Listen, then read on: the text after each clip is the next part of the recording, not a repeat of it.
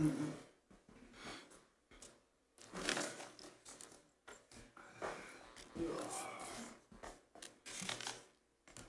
had a good meeting with the Fort guys yesterday. Yeah, I understand. Thanks for taking that there.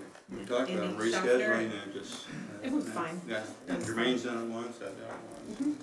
They do it twice a year? Yeah, if I do 4 or 5. Whenever they bring somebody, yeah, whenever they bring a class up. Ready? Yes. Right. Good evening, welcome to the August 21st study session. Ask that you either silence or turn off your cell phones. And we'll begin with, we have 4 items in the study session. First one is from the Port Authority, Mr. Kramer or Mr. Tedder, who's going to be handling this. Good evening, Mr. Mayor and Commission. The Leavenworth County Port Authority formed a speculative building committee in February of this year to research and plan a program to facilitate spec building development in Leavenworth County, since industrial and commercial space is currently limited. I was the representative for the city on this committee. Our group continued to refine and narrow down some strategies over the past 6 months, and the chairperson of this committee, Dan Gutschall, he's present to share a presentation about the program that we've come up with and the guidelines, and he's here to take over. All right. Thank you, Taylor. Appreciate you giving me the time here tonight. For the record, thank you for your service. I appreciate the work you put in. I know being an elected official is not always the most pleasant thing to do in the world, and it does not go unappreciated. Thank you. Thank you for coming. We appreciate that. I'm a volunteer for the Leavenworth County Port Authority. As Taylor said, was elected as chairman for the industrial spec building program. The approach was to come up with an idea that's different than what we're doing now, to help put a tool in the toolbox to help attract industrial and commercial type businesses in Leavenworth County. The program is not officially approved yet. One of the things that we insisted on as a committee is that we get the input of potential participants in this process. I would like to tell you that the Port Authority has unlimited resources to be able to attract businesses, just like you guys do. And judging from your reaction, you understand exactly what I'm saying here.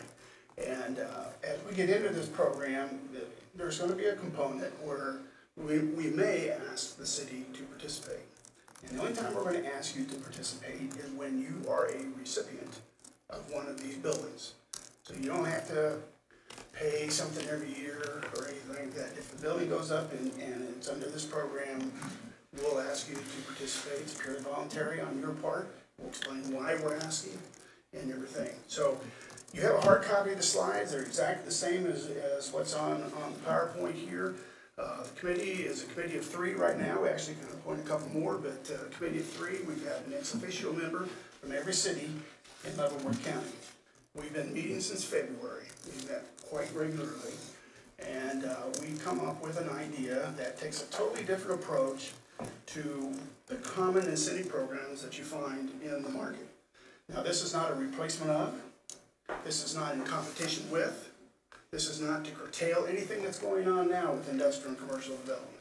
This is just another tool that goes in the toolbox right next door to all the other incentives that you have and other tools that you have in your toolbox to work with.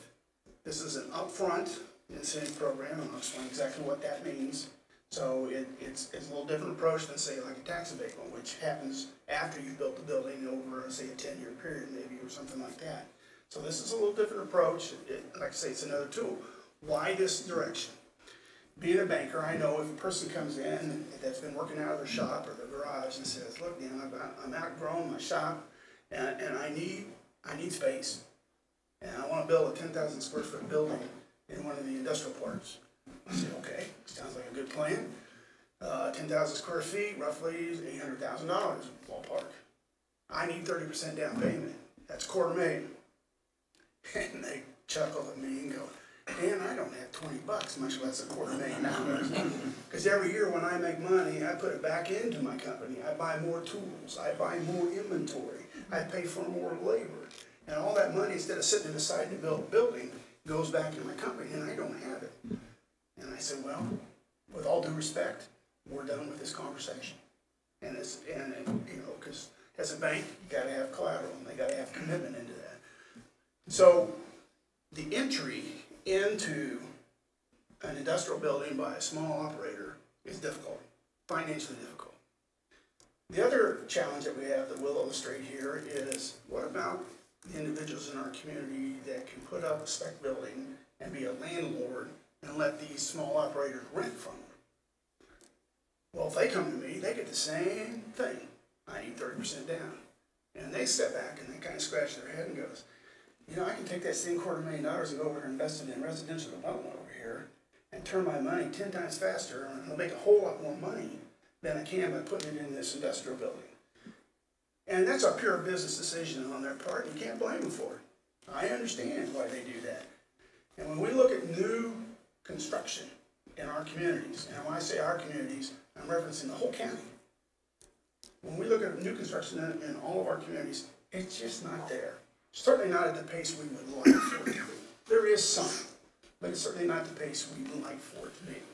Now, we've got some new toys to play with. I shouldn't say toys, we've got some new tools to work with. That's the new industrial parks, both in Leavenworth, which you guys are a key component in making that happen, and thank you for that. We got another one down in Tonganoxie that is a similar approach. So Leavenworth County has some good tools to work with, because the first place when people come, they go, well, where's it going to go?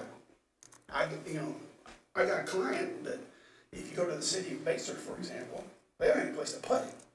Even if they came, they couldn't put it anywhere because they don't have the zoning, they don't have the infrastructure, they don't have any of that stuff. So they got to look at Leavenworth, Tonganoxie, or some other community that has a place to position a commercial building. So there's a lot of components that go into industrial development. Those are going to continue to grow. I can tell you, having done this in Leavenworth County for over 25 years, what we're doing today as a group is far greater than what we did when we first started. In the early years, when someone comes, they say, you can go over there and buy the Jones farm. Is it for sale? Nope, done, out, gone. And so, you know, we've had 2 industrial parks built and filled in Leavenworth, and now you're on your 3rd, and that type of thing. And you're benefiting from that. But I want to talk why, you know, a lot of people ask me, Dan, why do you do this? And I get my program to go here. We've got to expand our industrial and commercial base, and I'll explain what that means. But also just improve employment opportunities for Leavenworth County residents. We all know we're bedroom communities. We all know there's a lot of traffic on 773 and 92. Thank you, brain freeze. On 92 every morning and every afternoon. And the more of them we can keep here, the more stable our community, the more stable our economy becomes. So, in line with that is why we're doing this particular, you know, our purpose is to try to find a balance between incentives, public and private funding. You know, there's a lot of issues associated with incentives, a lot of perceptions that are out in the communities. And we'll try to dispel several of those in this particular presentation. I want to look at this chart. This was one of some interesting research components that we got while working with this particular committee. It's not the primary motivation, but it is a major function. We took a look at the mix of assessed evaluations with Leavenworth County, which is on near the right-hand side, and all of our adjoining touching counties. So we went out to the counties and we pulled, what's your assessed evaluation for residential, what is it for ag, what is it for not-for-profit, public utility, commercial equipment, all other. And we got this from the Kansas Department of Revenue, and we got the source identified there. The blue bar represents the amount of assessed evaluation in Leavenworth County as a whole that is dedicated to residential. You'll notice we're at 72%. That is the highest percentage of assessed evaluation in a county in the state of Kansas. That's not a bad thing. It's not necessarily a good thing. It's a thing. How does it compare? You can see the numbers. The one that we're trying to do is the green bar. The green bar, they don't do industrial, so it gets grouped under commercial real in here. So So we look at commercial real, and we looked at the distance between those two lines. They got lines drawn clear across the deal there, and I call that the gap. Now, a lot of people, when we get to working with economic development, done it over the years, they all want to be like Johnson County. Well, Johnson County's right there, look at their gap. Now, why is this important? You guys have got roads, you've got infrastructure, you've got sewers, you've got all kinds of expenses that you have got to do, and as those things grow and as things get old and have to be replaced, if you have to raise taxes, the only tool you have to raise it on, not the only tool, but the biggest tool that you have to raise it on is residential homes. Mill levy increases. You know, and we push them off, and we defer, and we patch, and we try to string as many dollars along as far as we can, but eventually the responsibility to get these things done is going to fall on residential development. And that's not unique to Leavenworth City, it's unique to the whole community, the whole Leavenworth County. So what we're trying to do, one of the things we're trying to do with this program is close that gap between the blue bar and the green bar. Why is that important? Well, commercial is assessed at 25%, residential 11.5%. So every dollar of commercial you put on is worth $2.50 worth of residential development from a tax base standpoint. So you can spread. If you look at Johnson County, they have a nice gap there. Look at Wyandotte County. Their spread is almost even. Part of that's associated with the legends and everything else, star bonds and all the incentives that they use.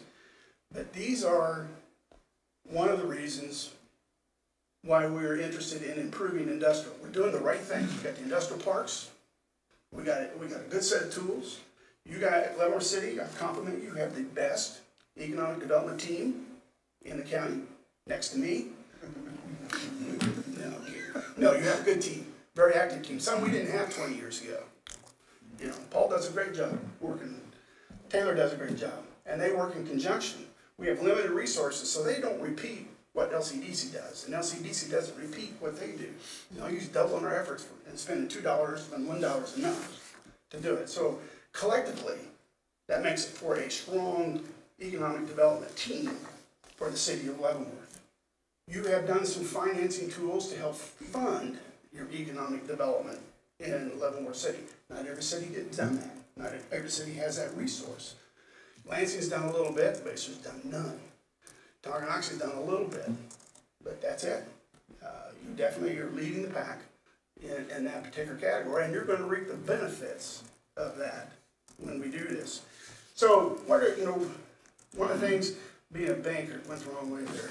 Here's the numbers, here's the assessed evaluation. Maybe a little hard to read, but I asked myself a question. You'll see up there on the second line, it says commercial. We compared 2012 to 2018 assessed evaluation. I actually want to go back 20 years, but believe it or not, we didn't have records that old. So the oldest records we have is 2012. So in a 6-year period, we all know residential development is going gangbusters. And you would have thought that residential development as a percentage would be climbing. It actually declined. That was one surprise that I found. It went from 68.13% of all the assessed evaluation in 2012 down to 67.95% in 2018. I don't know if this mouse will. Like these numbers right here. Okay. It actually went down. I thought it would go up. Now, that's a little misleading because look at the assessed evaluation, how far. It went up the largest, 68 million. So that reinforces, yes, we're doing a lot of residential development, which is good. We're successful at that as a county, but why? Because we're very well positioned. We're sitting right next to a couple big counties that have a lot of employment opportunities, and people like living out here. They like the cost of living out here. You know, a house in Johnson County is about $40,000 to $90,000 more for the exact same square footage than it is in Leavenworth County, and that includes the city of Leavenworth. So we're getting young professionals with children coming to Leavenworth County and buying homes and commuting back and forth to their jobs. That's why the roads are so busy in the morning and the evenings. We've got the Ford, that's another one. So I looked at this and I said, you know, commercial also went down more than residential. And so I said, what if I wanted that negative 1.37 to be zero, change from 2012 to 2018? how much value would I have to put on the books in order to get that to 0? And that's that left box down at the bottom.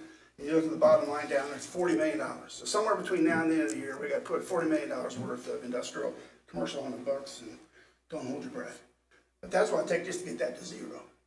And then I said, well, what if we were like some of the other counties that are surrounding us, more like it, instead of, what if we got the residential from 67.95 down to 65%? You know, so we're a little closer to what the other counties were in that percentage. How much industrial and commercial did we have to put on the books, assessed, or value, value, not assessed, value, and it comes out to $108 million. Those are the challenges that we're facing as a group, why we want to look at industrial commercial development. We've got to balance this a little bit more. It's not wrong where we're at. It just puts more challenges and puts more risk on our residential home mill levy. And we can reduce that risk and improve it by bringing up our industrial development. Okay, so all that preaching going on, what is the darn program? And keep in mind, this is not approved yet. The purpose of this meeting is to educate you, but it's also to get your feedback. So if you want to interrupt me, you have my permission. You can ask any question anytime, you know, in this process. But the incentive is an interest-free loan to help offset the down payment required for the speculative building. Not only is it interest-free, it's subordinate to the first lien, the bank. The bank gets the first mortgage, this one gets the second mortgage. 0% interest rate. And you're not going to make any payments on this loan until you pay off the bank. So you get the money, we capped it at $200,000, and I'll show you the formula here that we will use, but we cap it at $200,000 because we just don't have that unlimited supply of money. So when I say I need $250,000, now I say I need $50,000. And we'll get the other $200,000 from this incentive program. We hope that lowers the bar far enough to attract incentive either by our landlords or by our small businesses into industrial development and put buildings in the air. That's what we're after. Let's see, point number 2, the incentives paid in installments after the first lien holder's paid in full, or they pay off the second mortgage if they sell the building. You know, a landlord may get a tenant in there, and after 5 years, the tenant says, I want to buy the building.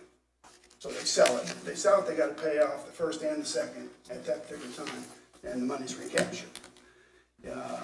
If the mortgage is, or note, the original note is modified or refinanced or whatever, then you're going to have to pay the loan off, the incentive loan off. And you can read the others there that we have. The incentive is capped at $200,000. We hated to do that, but honestly, if we do this, when I say we in this case, I'm talking about the Port Authority and LCDC, we can afford about 2 projects and then we're done. We're completely out of money. Let me ask a quick question on item number 4. Okay? Say the real estate taxes are due $10,000 December 31st, the first half, you know, and the second half's in May. They haven't paid that $10,000 by December 31st, whatever date it is. 180 days later, July 1st, they haven't paid it, then you say you pull that. Okay, you pull it, we the city, or you have given $150,000, we'll call it $150,000 incentive, and someone else, and they've got $450,000 with your bank. How do you get your $150,000 back just because they're 180 days late? Well, what happens then? I mean, can you repossess that quickly? No, it'll take a while to repossess if we want to repossess. You know, one of the things is, one of the controls we have in place to protect against that is the lead bank. The lead bank's going to require the tenant to keep their payments current, and they're going to bird dog them to make sure they're paying, you know, and it's in their interest because the tax liability is priority over their mortgage. So they don't want that extended out there. We had to have a line in the sand, if you will. We don't, as an incentive, we don't want to foreclose because we probably won't get it, particularly if you have to do it real quick. You're not going to get the money at all. The first mortgage is going to get it, and the city money's going to lose. So, yeah, that's my question on number 4. You know, what are the teeth behind that provision? I mean, what can you do? Well, I know you don't want to foreclose you don't want to foreclose, the bank doesn't want to foreclose. You're not in the real estate business, you're in the incentive business or the business building business. But what is teeth behind number 4, besides it having a line there? Well, I'm going to, it's a good question. I'm going to follow my lead bank. Whoever the lead bank is, we'll talk about that in a little bit, who's going to be the lead bank. But we'll follow the lead of the lead bank. They have the most to lose in this deal, and they're going to be on top of this. So they're in a position, and they have the resources to make other loans to support it if they have to. And it's up to them what they're going to do. So we wanted to put that in there to give us an out in the event it did go excessive past due, because we don't want to have to go to a sheriff's sale and buy it for a tax sale and that type of thing. So this is nothing. We felt that this was reasonable with what the controls of the lead bank would be. Might be a little aggressive, but we're going to follow the lead bank's deal on that. Okay. But good question. All right, any others? Moving on. Here's this next slide is the incentive calculation. This is the magic formula that we use to determine how much we'd like everybody to participate. And so in this, you can read the assumptions down the left-hand side. We got a building roughly $800,000 that would have to rent out for close to $9 a foot, $90,000 a year rent. On the right is your numbers for the city of Leavenworth. Now, we use the composite number, not your actual city numbers, but your composite number is 133.546. It valued at $782, which is cost. It may appraise a little less, it may appraise a little more. For the purpose of this illustration, we use cost. Then we have the assessed evaluation times the mill levy, so the annual taxes is $26,124 on that building. As long as that building is vertical and in the air, those taxes are going to be assessed every year. It doesn't matter who occupies it, doesn't matter who owns it. Those taxes are going to be assessed against that building. So this incentive program is for a building, not necessarily a tenant or a landlord or a business. The goal here is to get buildings in the air to generate a tax base for you and start closing that gap between the blue and the green line. That's what we're after. So we took the taxes, we broke it down by the different entities there, and we did a present value. You know, if we did present value on a 10-year assumption of 3%, it'd be worth $309.86. And you can see the numbers there for all the other entities. Total's $222,845. We capped this next line item at 75%. So as long as the incentive is less than $200,000, that's always going to be 75% in that formula. If the total incentive goes above $200,000, we'll reduce that percentage so that the incentive totals $200,000. Is that clear?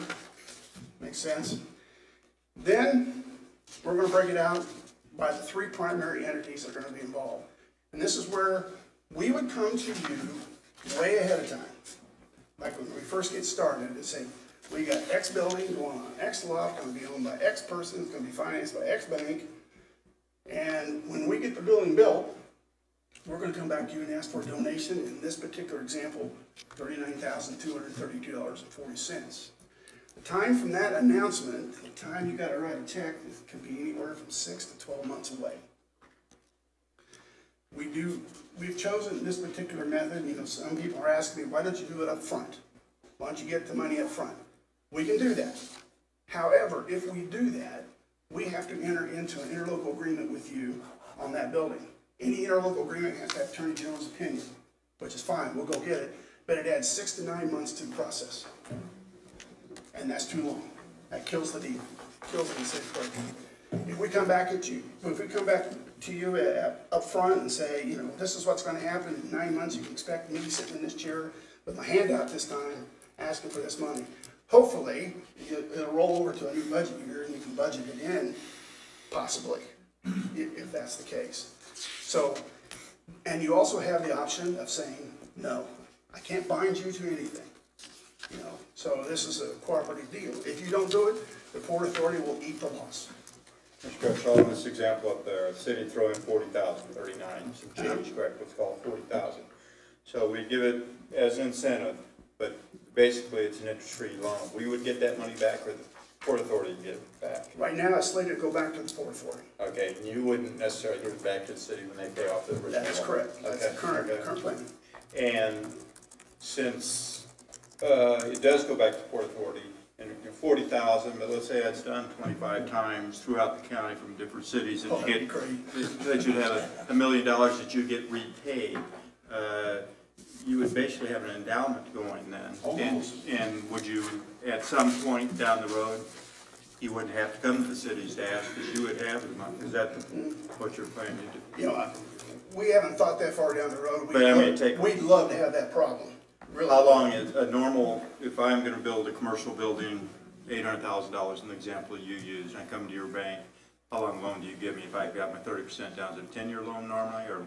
Oh, we can do 15, some of the banks will do 20, Okay. 20 years. And, you know, the life of the loan won't necessarily last that long. Most of the experience we've had is somewhere around the 10-year mark. Something happens, either the business gives it back to us, or somebody buys it and pays for it. There's a lot of combinations. You know, the RF chair out in Lansing, the Canaan Stoneworks had two previous owners before they got to Canaan Stoneworks. Was a spec building that we did a long time ago. So we don't know how long it's going to be. That's the unknown, and we are at risk of losing that money. If the primary goes under and the bank forecloses, we as a second probably won't bid out the bank because there won't be enough margin there to justify the expense. And if that's the case, we would lose all the incentive money. I understand. The Port Authority, in this case, would fund a $167,000 incentive up front, build the building. And we'll talk about that in a little bit. And then after the building's built, that's when we come with hand. And we'll be asking for a donation. And that technique, we've been reassured, and we're going to confirm, doesn't require an interlocal agreement to do that in that style. So that's the reason why we've chosen, that's another reason why we've chosen to use that particular style. I have a quick question. Using this example, $167,000 incentive. I'm Acme Widget Company. I come to you and you give me $167,000 in incentives. We build the building. I'm doing great business a couple of years, and I sell to Degradation Widget Company. When I sell, that incentive's not transferable. When Degradation Widget Company, he has to pay off that $167,000 in that. So you've got to sell for enough money to pay off your loan at your first bank and pay off the incentive loan. Okay. As good as a Degradation Widget Company is, with all the money that they have dripping out of their ears, you got to get enough money from him in order to pay everything. And obviously, Degradation Widget Company coming in to buy it would know that, and with proper title search and everything else, they would. Yeah, because it'll be a matter of public record, because it'll be filed with the Leavenworth County Register of Deeds in the second mortgage position. So when the title search comes out, it'll say ABC Bank. That's a first, it'd say 500,000, and Leavenworth County, it's actually going to be Leavenworth County Development Corporation has a second for this 167,000. So if you want free title, you got to clear them all both off. Okay. Good questions. Okay, I have a question. Nate, excuse my ignorance here, it's kind of over my head, but you're building a building. The building, who actually owns the building until you get it? Does our industrial park own it? The Port Authority, does the Port Authority own the building? Yes, yes, and yes. Okay. Which doesn't Or are we answer, co-owners? which doesn't answer your Because question. it's There's multiple approaches, and before we get to those, before I answer that specific question, I want to finish up on this slide. Okay. And then I'll answer your question directly. Okay. Keep in mind, every year you're getting tax money. This is not an abatement. This is money up front that you provided. So next year, when they assess that $26,124, you get that money. And you can have cash to put in your general fund accordingly. If you put other incentive programs in place to help motivate someone to do this, I don't know, I think you have neighborhood revitalization here. Not in that area. Not in that area, okay, good.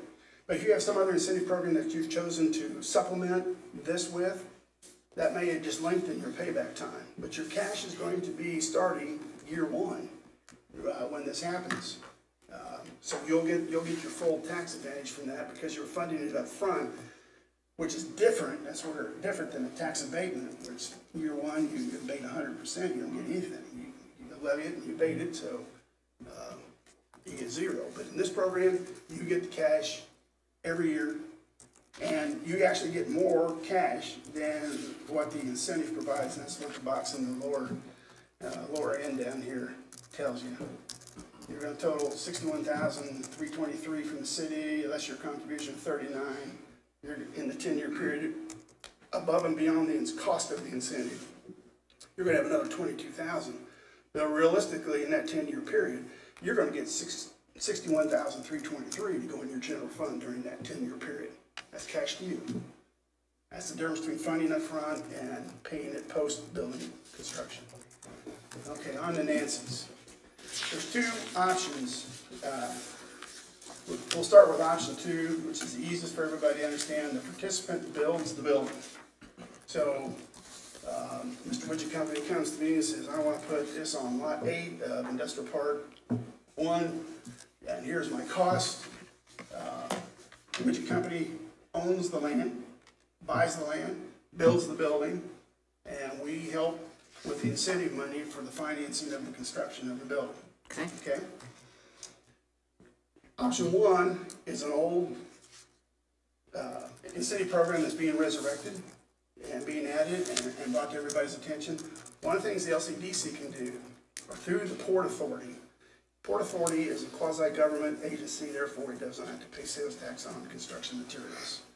We've been able to do that. We used to do it on our old spec building programs. We can do it here. So we make an offer to the participant if they want to do this. We don't know if they want to do it or not, because if they do, they got surrendered full control over to the Port Authority. The Port Authority has to buy the ground. The Port Authority has to bid it out, just like you guys have to bid projects out. We have to build the building according to specifications. And then after it's all done, we sell it to LCDC, who in turn sells it on the same day back to the participant, and that's how everybody gets paid off. And we're going to show how that money flows.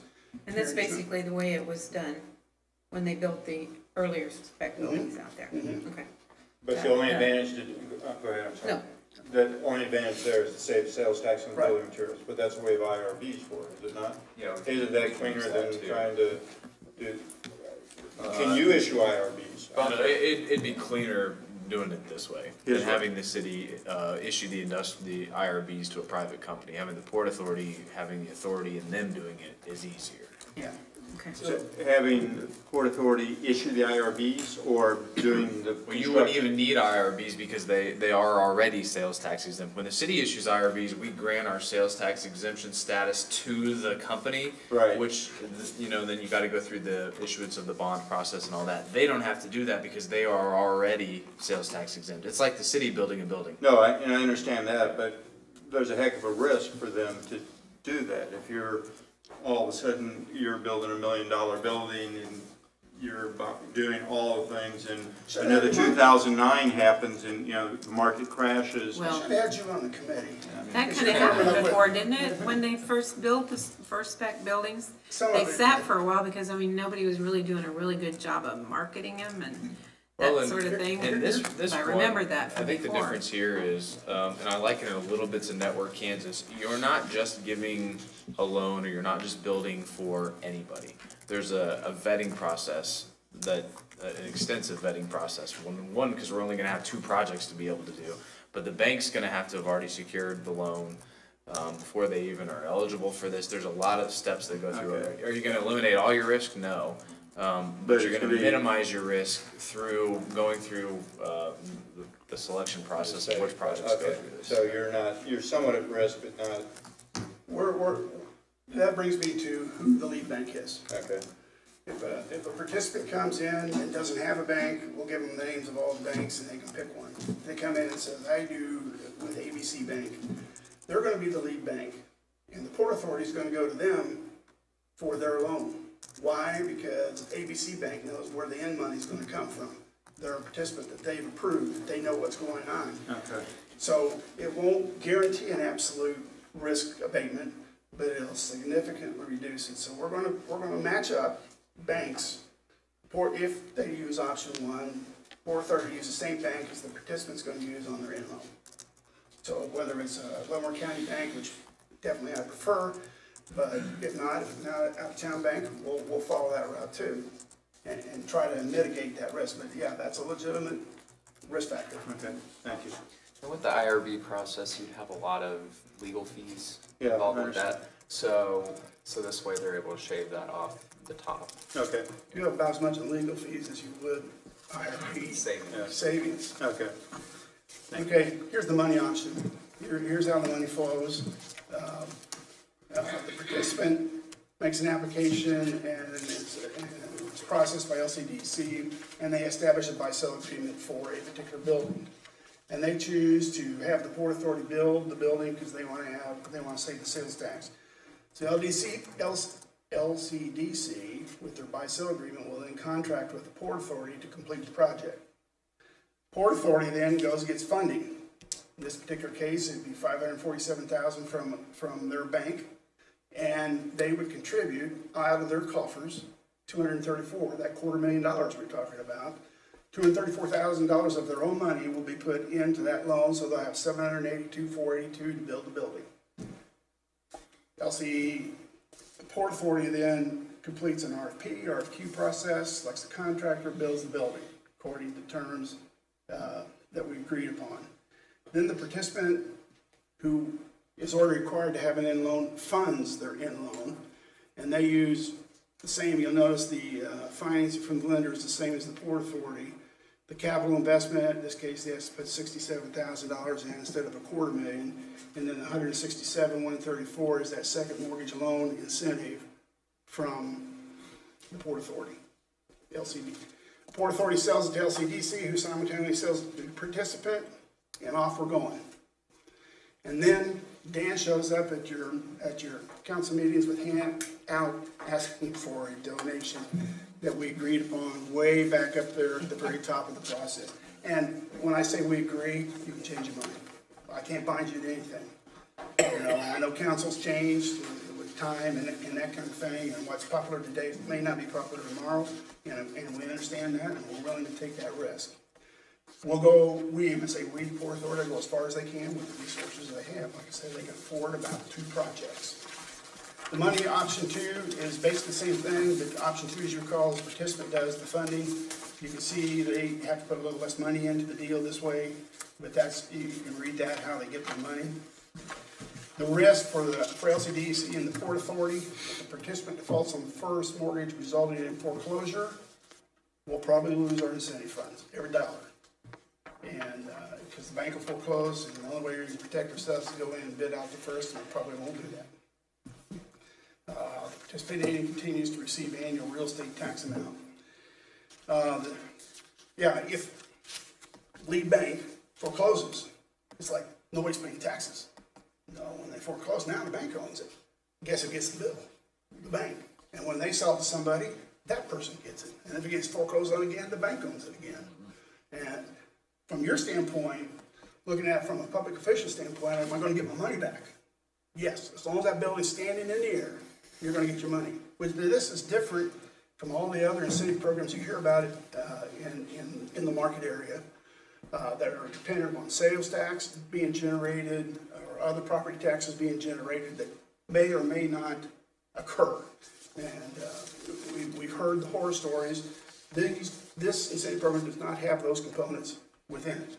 So like I say, as long as the building is standing, doesn't matter who owns it, you're going to get your money from it for a long time. The other risk is the city and the county does not contribute incentive funds. When we come out here, I stick my hand out and said, I'm ready for that $40,000 check. And they say, man, we love you, want to support you, but man, we're broke. Can't do it. We said we were in agreement, and we liked your idea, but you know, and if they do, that's a risk to the Port Authority, one they're willing to take. The participant is not unable to sell the property or achieve required lease rates, and probably there's going to be workout plans with the lead bank, which we will follow in suit, and it's going to take a little longer to get the money back. Is all that will be. To you guys, your risk, like I said, as long as the building stands, you get paid.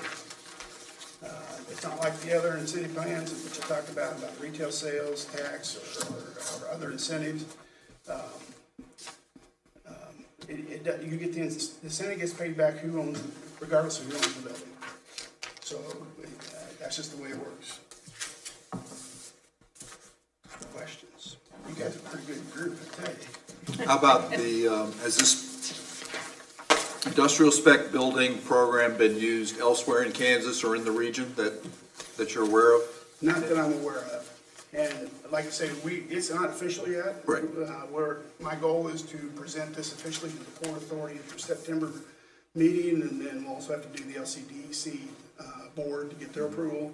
Hopefully do both of those in September, and that's when it'll be official. Purpose, again, tonight is one, get your feedback. You like it, you think we're full of beans, I don't care. You know, I want your input, and I'm gonna take it back to the committee. And trust me, we've had some good comments shared here tonight that I will be taking back to the committee, and we'll try to fine tune this thing, because it's easier to fix it now as it's ink on paper versus later on when we got money on the table and when hard feelings can occur. What about elsewhere in the United States, or is this a completely unique program that you and your committee has come up with? I would suspect that somewhere out there somebody has done this. Okay. You hear on some of the really bigger Class A industrial jobs where they get signing bonuses. I can tell you, for example, when Hershey plant was looking to relocate in Hershey, Tonganoxie, Kansas, they were going to change their name. Topeka gave them $1 million signing bonus and it went to Topeka. And they still called it Topeka. They didn't change their name. There are other cities and entities that do spec building incentives. One that you guys did was the animal research facility several years ago. Yeah. Manhattan gave about $2 million signing bonus, which is kind of this idea.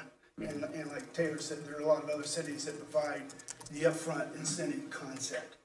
And I would love to be able to compete with those guys, but we're just, I'd love to have a Mercedes too, but I can't afford that either. So, I drive a Chrysler. I think it's a good idea. Like you said, it's a tool. I mean, we've got all of our vacant land out there, but it would be nice to have some buildings as well. And it's, for a business that's trying to expand, that would save them from having a huge upfront cost and still be able to get into it. Okay. Were there some spec buildings in the Gary Carlson Industrial Park? They were originally spec, but they were now occupied and owned by Right. owners and that kind of stuff. Were all, not all the buildings out there No. were spec, but some I were. think there was 2 in there. Yeah. There was one out in Lansing. It took them a while, but then they filled up and paid back. So paid back Right. to the community. So it's a good thing, I think. But the current thinking on industrial parks, which may change in 5 years, 10 years, whatever, is not to build spec buildings, but have land shovel ready, because everybody comes in and a commercial industrial space comes in to, here's my cookie cutter plant that I need to build. So, well, we got this building, so I can't retrofit into that. Let me give me this many acres and I'll build it. Right. So I don't think there are any plans, or is the LCDC or the Port Authority recommending that we build any spec buildings, just blank spec buildings, pole barns, if you will, in the industrial park. If they do, there will be private funding up front that will fund 70%. But they'll have it that they're ready to lease out to someone if someone Right. comes in. We gotta keep the lease rates down. At this, it's almost $9 a foot, and that's top of the market in our area. And so, And in Leavenworth, the target for this is not the new business and technology park. Couple notes on that. Zimmer specifically put in the report, and we agree with them, and LCDC agrees, that a spec building is not appropriate in that park at this point. And if you look at the size, the square foot numbers here, 10,000 square feet, a lot of what we're able to apply for now is 50, 60, 70,000 square feet, or some of the projects we're targeting for the business and technology park. This is more K7 in Lansing where the nursery used to be, something like that. Potentially, maybe, yeah, well, more like potentially like one of the smaller lots in Gary Carlson, something like that. Sort of an infill or a smaller use, but definitely not Not the what 60,000 we're looking for square feet. for the size of the new business and technology park. However many acres. Yeah, a lot of this was done, and maybe speaking a little out of turn here, but a lot of this was done because the Port Authority had needed to get more active in Lansing and in Vassar that don't have industrial parks, that maybe are looking at smaller type developments. So Right. a lot of this is where this could be applicable, Good but also idea. potentially Leavenworth. And the great thing with this program is you would have either the owner or a company wanting to come into the community and build that building. It's not just going to Right. sit empty with LCDC owning it or something like That's that. good, that's good. The program is scalable. We did not limit it to 10,000, although that was our model that we showed you tonight. But if someone came in and wanted to do a 40,000 square foot building, which is kind of the entry level for the very small, big business, we can still do this. It's still capped at 200,000, but they may want to use the sales tax savings option because they can get sales tax savings on a couple $1 million in that. So they may still use the program, even though it's a 40,000 square foot. So we've battled this around from a lot of different perspectives, and we tried to make it as scalable and flexible as we possibly can. We want to be out here communicating to everybody. The reception so far has been cautiously optimistic, you know, and I want to see the details, and you know, when it's my turn, and the next question is, how many are you going to bring me? And you know, and I say, I don't have 4 in the ready, so I'm sorry. You know, and that's always the bad thing, when you do one, you got 3 parties that are not happy with you. So, you know, it's always a challenge, always has been, and always will be, as long as we are. But I'm very proud of where we are in economic development as a whole.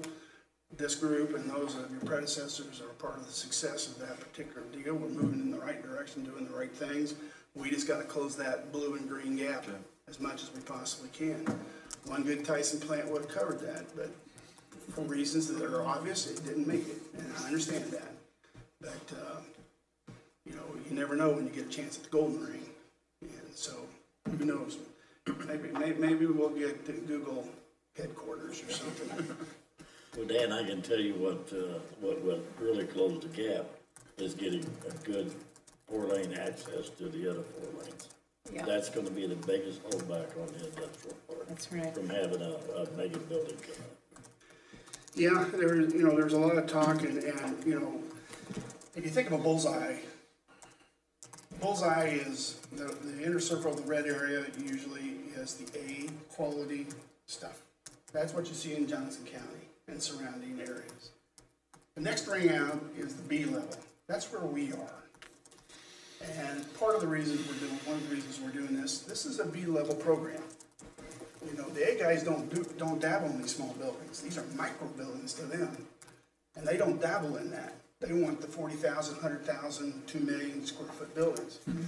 But for a B ring city, we've got to have this. One of our best success stories was our FM chair. It happens to be in Lansing in this particular case, but it started out a 10,000 square foot spec building. 5 years later, they bought the building and added another 10,000 square feet and added more jobs to it. There was a company that came in, was successful in their operations and grew it, and it's still growing and that kind of stuff. And they may someday hopefully build more, or they may migrate into a 40,000 square foot building. And we might be able to do something maybe when the time is right. So we don't know where it's going to be. It may be a great success. It may be a great flop. It's kind of like flip or flop. You know, we're going to have to take some risk here in order to do it. We want to be honest with everybody and lay it out on the table to you, so you know what the risks are. You can call me anytime, any questions about it. When we get deals, these two will probably be the first to know that somebody from Port Authority or myself or whatever will be in here talking to you. So you know what to expect. I think somebody may have been, Commissioner Bowder mentioned about marketing. I mean, is there a plan and a little money behind the plan as far as marketing, or is that not really a factor with this particular It is program? not a component of the spec building's scope of work. So we have not addressed that in this particular program. However, being on the LCDC board, I know they're spending, what, $150,000 Okay. Marketing plan, yeah. marketing, and as mentioned, we're gonna bring in a nationwide commercial broker to help sell our properties and add that to it. So, Steve spends an enormous amount of time responding to deals. And every deal's unique, so it's not like a cookie cutter deal where you can just take, oh, yeah, here's the pamphlet and go. It takes 4 to 10 hours per request to respond to these things, and he's doing 20 or 30 of those a month. And it just consumes all of his time, and he does all the other meetings, he does the other marketing, and we're limited. And that's where I like having Paul and Taylor at the ready, because sometimes they can help us in doing those, and we can flip-flop. We can help them if they need it, they can help us if we need it. So it makes for a great teamwork, and that's working very successfully in that area. But yeah, the marketing is going to be dramatically different in 2019 than it has been in the last 5-10 years. But we didn't have those tools that we have today. We didn't have that industrial park 5 years ago. So new tool, new marketing. Okay. Mr. Gutfeld, I want to thank you for your service, just like you thanked us for our service. And I also want to mention members of your board, LCDC, as well as the Port Authority, and this speculative building committee is formed up of groups of professionals and bankers, for example, builders, other financiers, people that are in business. They're not a bunch of elected officials like us. I mean, they're experts in their particular field, and when you put all that together, you don't have 5 people, you have 5 to the 5th power. Because of all the knowledge that is on that, on LCDC and LCPA, and once again, thank you for that. This is somewhat visionary, and I think it's what we need, and we thank you, and please tell your committee. Thank you. Thank you. Thank you. Thank you, Mr. Vedder, for being on there, too. Thank you. Very, very good presentation. Yeah, good. Thank you. Yep. Bring us an offer next week. Working on that. You meeting in October? Yeah. Thank you. Yeah. Next item is road maintenance history, methods, and funding. Mr. Mayor and Commission, the Commission has requested some more information on methods of road maintenance, construction, and current city practices, as well as funding options for these activities. In the course of a year, the Commission runs across roads many different times in many different formats. You see design contracts, you see construction contracts, you do bond issuances, you touch on it in the operating budget, you touch upon it in the CIP budget. There's one-off projects we talk about. Over the course of the year, there may be 6 to 10 times that we talk about different aspects of either road construction, road maintenance, or road funding. I'm trying to anticipate what it was that you wanted to see. We try to condense all that into one study session. So we split this sort of into 2 parts. Mike really worked on the methods of roads, put some costs. Sometimes it's important to see and important for the public to know, for a standard city block of 300 feet, what does it cost to mill and overlay it versus what does it cost to granite seal it, and why do you what is your goal with that? So Mike's put that together, so I'm going to turn that part over to Mike, and then when he's done, I'll talk a little bit about funding. All right, thank you, Paul, Mr. Mayor and Commissioners. This is a little bit of everything, all rolled into 6 or 7 pages of policy report. And if I am unclear, please let me know, and I'll do my best to explain what I'm trying to present.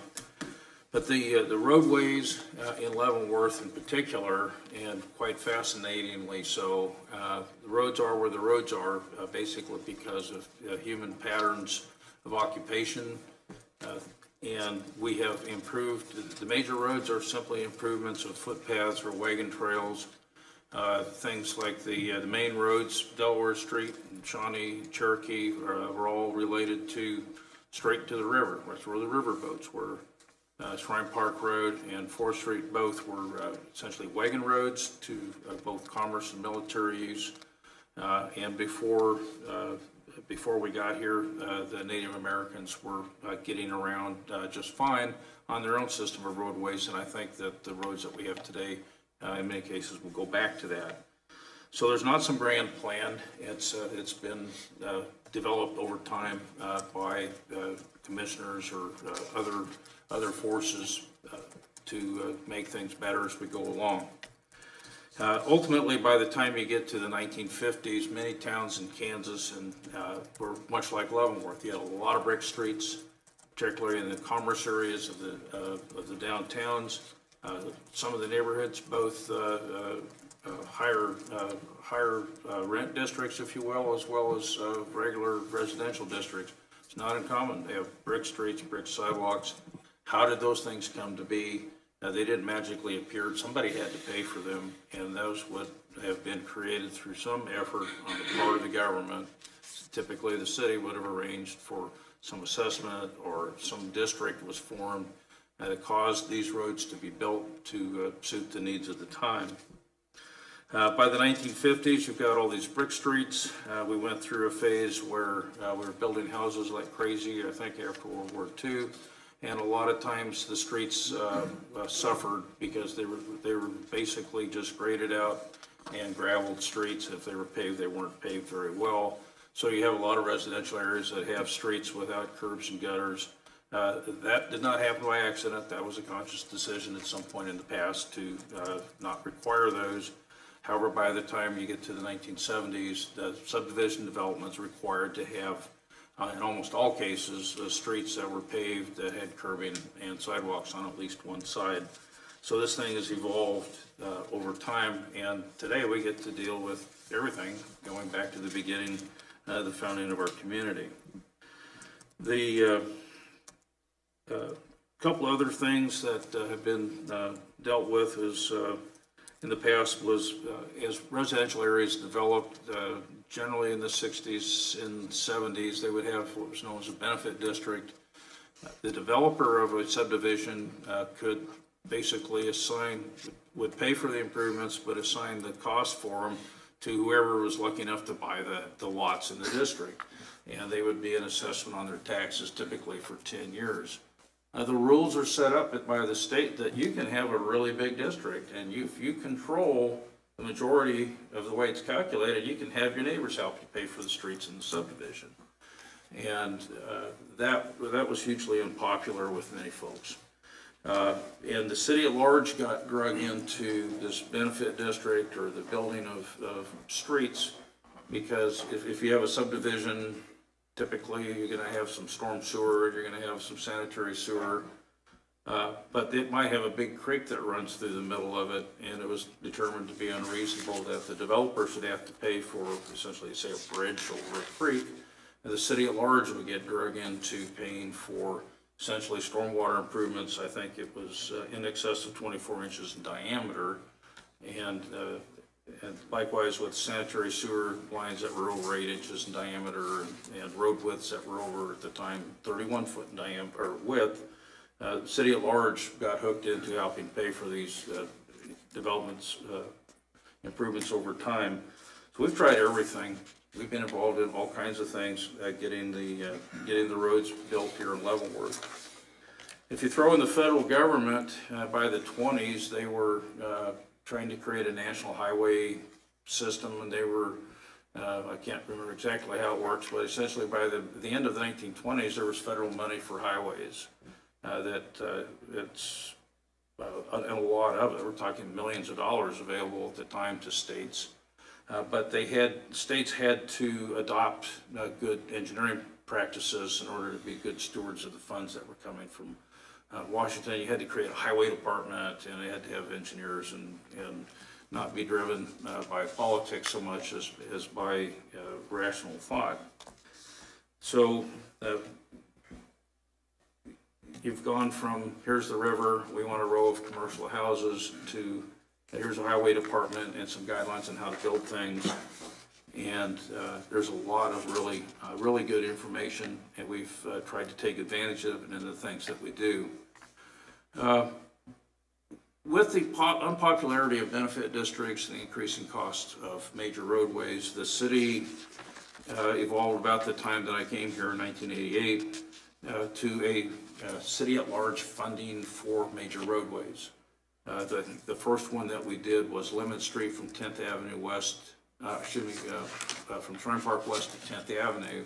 That was a city-at-large project, and that was very controversial at the time because everyone else, the previous 20 years, had been paying into benefit districts that were building major streets, and how come they get their street for free? So, but that was, at least in my time, that's when was the first city-at-large funding that did not have any federal funds or state funds associated with it.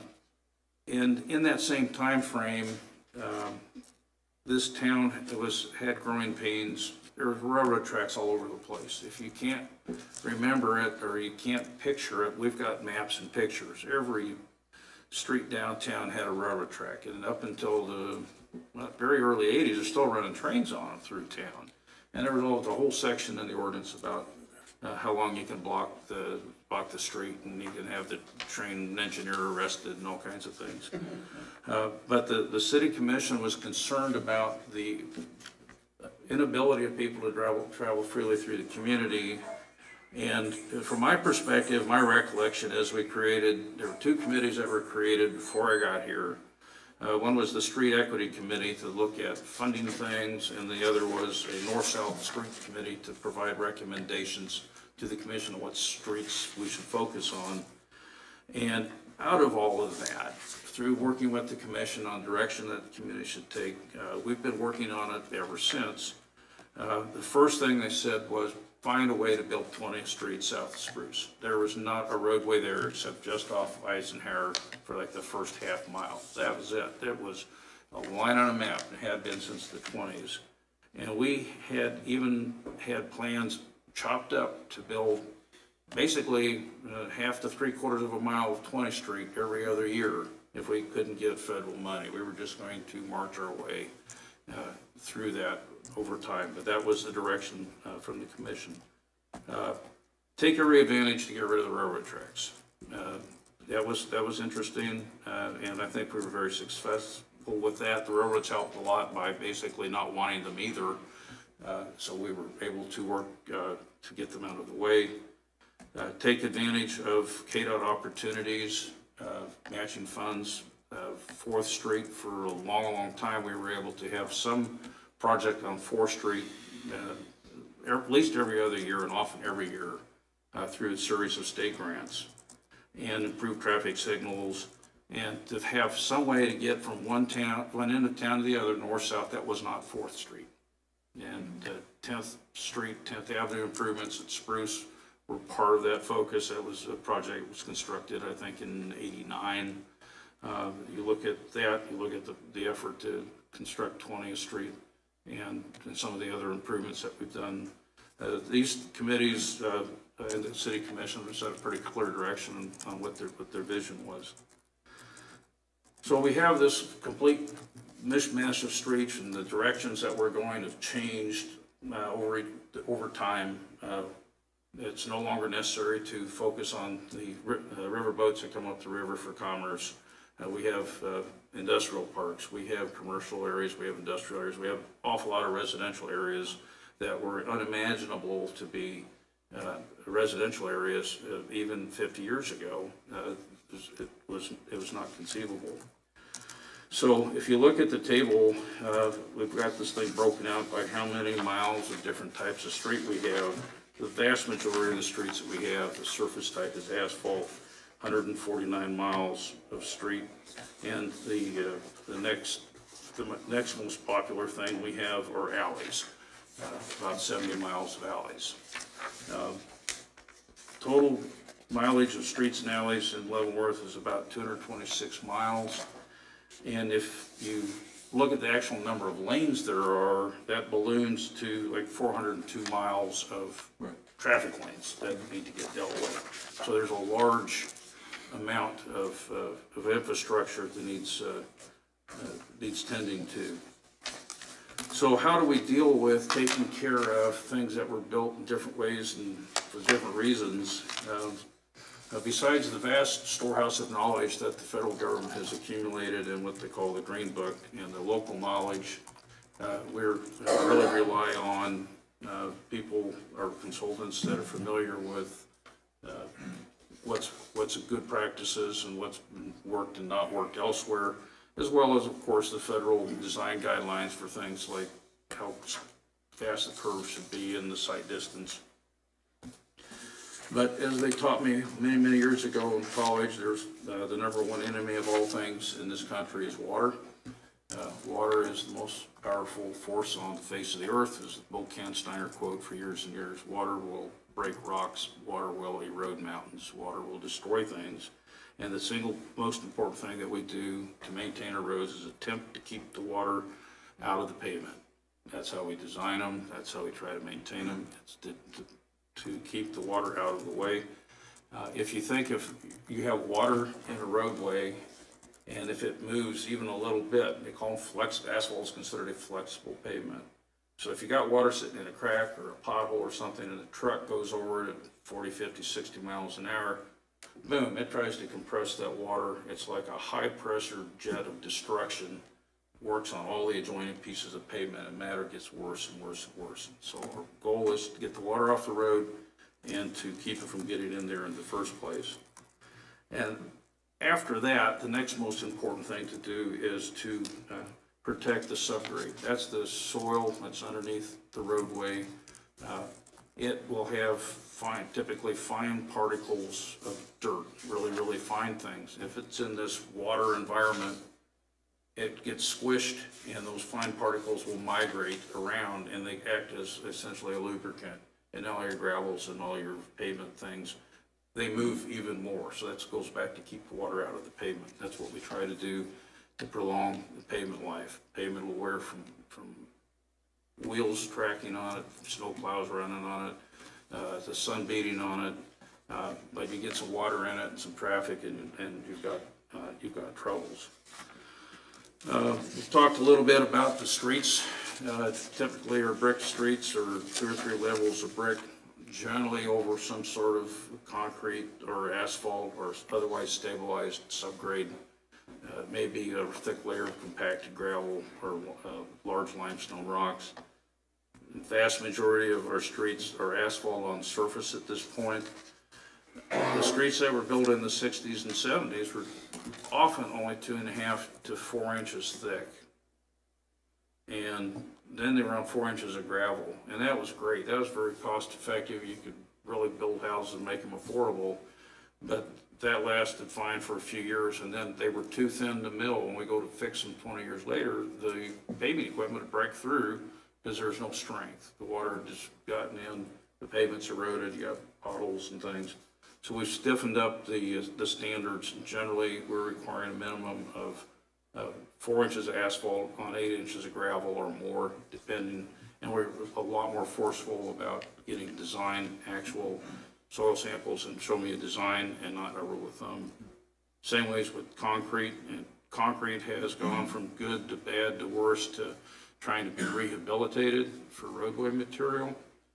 4th Street downtown is a concrete street, and it's fine. It's got some issues with it, but it was built in, I think, the 50s. And other than the utility problems, it's fine. You take a look at Westwood Drive. Underneath all that asphalt is a concrete street that's turned to mush. You can dig it with the heel of your shoe. It's a reaction between the gravel and the concrete. And then the concrete has other weird chemical reactions on 20th Street and 10th Avenue. That's where you get those really nasty potholes right at the joints as the water is absorbed by the limestone. It reacts with, the salt reacts with things, and it causes that cracking that we've been working so hard to protect the pavement on 20th Street from getting worse. And this is all expensive. We thought we had set a new standard when we built 20th Street in the 90s, $3.5 million a mile for 4-lane pavement. That was like a huge, huge number. That's more like 5 now, or more. And I wanted to make sure I wasn't making it up, so I looked online and found a couple of places that people had the same questions that I did that I wanted to share with you, that building roadways is expensive. Even residential streets is expensive, and I've shown some examples of recent projects here. Residential streets are $1.5 million a mile. $300 a foot is a typical number in our part of the community if you're gonna build it from scratch. So the bottom line is we're better off maintaining it than we are rebuilding it. The work on 20th Street that we've done the last few years is over $1 million a mile for repairs. The general direction that you go with trying to repair the roads is to keep the water out of things. And we grade our pavements on a scale of, if it's brand new and perfect, it's 100, and if it's totally destroyed and you need four-wheel drive, it's like a 0. And the degradation curve, the couple of charts I pulled out here, I don't know how well you follow it, but what kind of happens is pavements will degrade slowly over time, and the further the time goes, the more quickly they degrade. The theory is keep them from degrading further earlier, so you can, say, bump them back up to a higher level. Well, that's a great concept, but when you got a lot of streets that need tending to, you're kind of behind the 8 ball. There are some interesting theories on super aggressive routine maintenance every 3 to 5 years over the life of the pavement. The example that's in the Paul's report says it cuts your maintenance costs effectively in half over 50 years if you do something simple every 3 to 5 years. We haven't been able to do that, and sometimes what we do turns out not be as effective as what was expected, but we try to do our best with it. And we use as a guide that monitoring, measuring thing. If you remember, we had the Stantec people come in with the super duper van and the scanners. It takes the place of subjective people out measuring stuff. And the pavement management systems that we use today all have traditionally depended on somebody saying there's about 75 square foot of class 3 alligator cracking, and you got 200 foot of stuff that ought to be crack sealed, and making those notes and putting it into the system. Well, the technology does about 90% of that, and the other 10% is done with people. That's all they do, is they look at the video, they look at the pictures, and they make those ratings. So we got a pretty good set of very objective ratings rather than the subjective ones that you get measuring part of your streets every 3 years. And we found that we were in a world of hurt. If you go to the bar graph here that shows in 2016 where our streets first came back from that scanning thing, we have looks like something on the order of half to perhaps 2/3 of the streets fell into that category of 30 to 70, which is, depending on whose chart you read, is not real good. And they are poised to get much worse fairly quickly. And as we approach the commission with a large chip seal, we call it a granite seal program, to protect the streets, give them a new wearing surface, seal up a lot of water from getting into them, and an attempt to stabilize that. Yes, sir. How often do you use the granite seal program? I know you do you do it every year, one part of the town, then you go to the other year, you switch. This big granite seal program is a fairly new thing. Years ago, the city did chip seal with our own forces. And it was not really a disaster, but absolutely everybody hated it. It was dusty. You had broken windshields. You had people cracking the oil into their houses. And the price of doing something else than that was attractive, and we got out of the chip seal business basically by 1990. And with the resources that we have, we approached the commission 3 or 4 years ago and said we've got to do something with this middle group of streets that improves them or keeps them from getting worse, and we want to do this chip seal program. We hadn't done a large we've done some slurry sealing, it's a little different, sort of the same thing. We had not done anything this big for 20 years. And so we did a test program 1 year. I think this is the second year of big chip sealing, and next year will be the third year to address that 30 to 70 group of streets throughout the community, and we need to have them come in and rescored, look at the whole thing and come up with a plan after that. But that was almost emergency surgery on these streets. But we have not done a big seal program before that. Okay.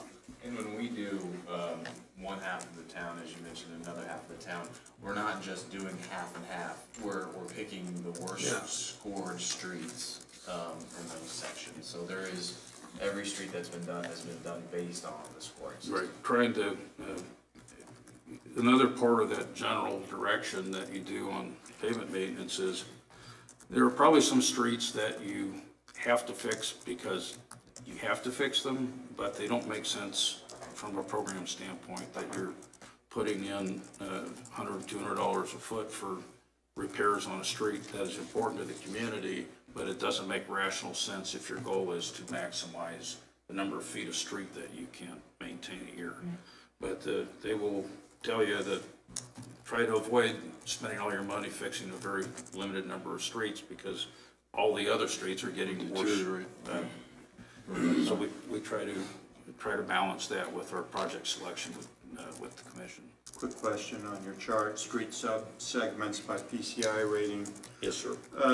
It says number of segments, but if I go up the left, 0 to 200, is that lane miles? What do those numbers represent? I know. Yeah, I tried to get something, I know we've had it, and I think we've shared it with you before, but this is typically is a block or a series of like-minded streets. It could be more than one block, say 4th Street from, say, Seneca north to Metropolitan might be 2 or 3 subsections of 5 or 6 blocks. Whatever the sub-segment is not universal, it's not, one sub-segment does not equal 4 blocks or. That's correct. Okay. I think we had it broke down in the past, how many lane miles, and I could not find that graph. Okay.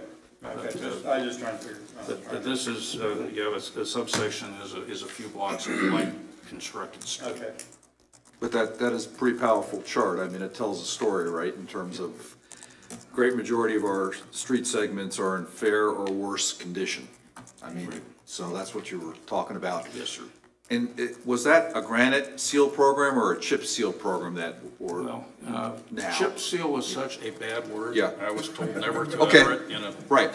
So now what we're doing is more of a granite seal? Yeah, the granite Okay. is, it's a harder chip. Okay. It's smaller, so it doesn't fly as far, and it's not dusty. Right. And the oils we use today are a little better, but it is, if we hadn't had the history, I would be calling it a chip seal program, but Yeah. we've had the history, so I call it a granite seal. Yeah, well, good. The granite seal, what we see now, you see the light reflecting on the street when it's. Yes. First.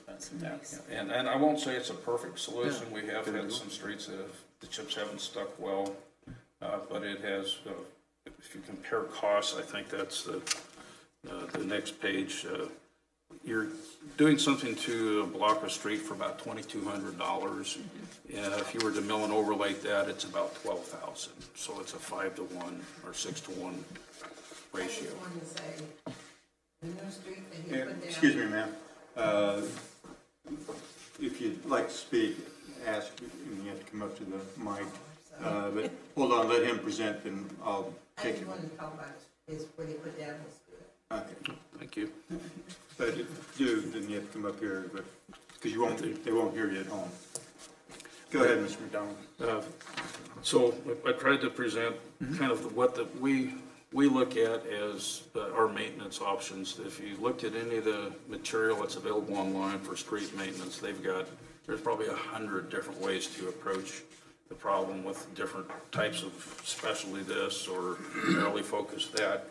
But we primarily focus on pothole patching throughout the year, crack sealing, try to seal the cracks on newly paved streets aggressively in the first few years to keep the water out of them, repair large areas on older streets, do this granite seal, wanted to get about 3 years on it and then see where we are. Hopefully, that group of streets in the middle hasn't migrated into the worser categories. Yeah. It's hopefully kind of stabilized, and will stay that way for a few years so we can figure out what to do next. And then the big project, the overlays, the mill and overlay, is all typically done by contractor. We have a little milling machine for a bobcat that we use primarily for potholes. We can grind out something the size of this table fairly quickly. That's new technology that was not common 30 years ago. Now it's the way everybody does the pothole patches. So there's the bugaboo for years and years was, I would often tell the commission, is there's a whole bunch of concrete streets out there that we haven't done much with because they haven't needed it, but they all need attention. And then you wake up with 20th Street's got real issues, and that is an insanely expensive street if you were to replace it. And the commission committed to repairing it over a period of years. And next year is the last year for the pavement repair of 20th Street. We will have gone from Spruce Street south to Eisenhower. But then there's other concrete streets, particularly 10th Avenue in front of the high school. That was a KDOT project, fully spec'd out stuff. And we are not alone. There's this falling apart concrete is a statewide disaster. Just the quality or lack of quality of the concrete. That's what happened out on 20th Street, right? Yeah, 20th Street was kind of the last of the good concrete, if you will, but 10th Avenue is right in the middle of this reactive concrete that just it biodegrades itself. And you throw some water and some salt in there, you get a little electricity. The mechanism of degradation is insidious. Has that been corrected by, I mean, in terms of or is it still something we have to deal with? I don't know if it will ever be corrected, but they have changed. The big change was maybe 15 years ago. They got away from limestone. Okay, we go to granite, and all came out of some big mountain in Oklahoma. The granite's not reactive, and you can tell and you can tell it's granite if you're an inspector. You get a handful of concrete, and you wash all the goo out of it, and if it's a white rock, it is limestone. If it's a black speckled rock, it's granite. So you knew you were getting the material you're supposed to be getting. And now it's evolved somewhat into what they call trap rock, which is extremely hard quartz. That's good news and bad news, but we really like the granite, and so we had to. The granite's not as readily available at this point, so we had to look at the trap rock. And I don't know what the state's doing, but I would be concerned if they're still using limestone. I don't think they are, just because it's not good anymore. And Mike, we have, what is our trail? We have a test section of trap rock that we use, that we spec'd out for the trail in the industrial park, knowing that the state's going to trap rock, so we can do a little science experiment. Half of the trail is done with granite and half the trail is done with trap rock. And you can see it. Interesting there. Yeah, the most compelling thing we did is we took a tour of trap rock projects in downtown Kansas City. They used trap rock, which I was not familiar with, on sidewalks and curbs and streets all through the 40s and 50s. I think they used the trap rock because the way that the politics were, you had to use the trap rock. But guess what? That stuff's tough. It's exactly the way it was when it was put down. You go right next to it where they've had to cut a hole in for utility and they used some other concrete. It's falling apart and it's only 5 years old. It's pretty dramatic. So there's a big group of producers and engineers in the larger Johnson County communities in what's called the Kansas City Metropolitan Materials Board that formed up here, it's about 15 years ago, to address this concrete problem, and they have created a series of concrete mix designs that we basically require on our projects to minimize these defects. But we're stuck with some big concrete problems. I got one last question. Yes, sir. How would you repair the streets with the bricks sticking up? What method would you use? Bricks, for a long time, the best thing you could do with a brick street was to go pave it. That was public policy. Do what? Pave it. Pave it. Get the black asphalt down 2 inches over the top of the brick. If there's a pothole, there's, I don't know, about 2 or 3 blocks of brick street left in the community. They're extremely sturdy, and I didn't get a chance to talk about it, but I think a lot of these middle PCI ratings, quality of ride goes into that. And the brick streets have a mediocre quality of ride just because they're a bunch of little blocks. They all kind of move.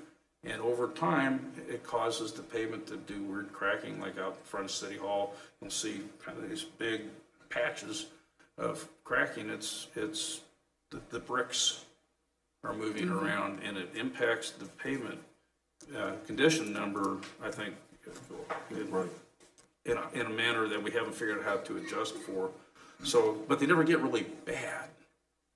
Some streets that are brick, retired, who has passed on, Bob Needham, Deputy Director of Public Works, his personal goal was to pave the last brick street before he retired. He wasn't able to do that.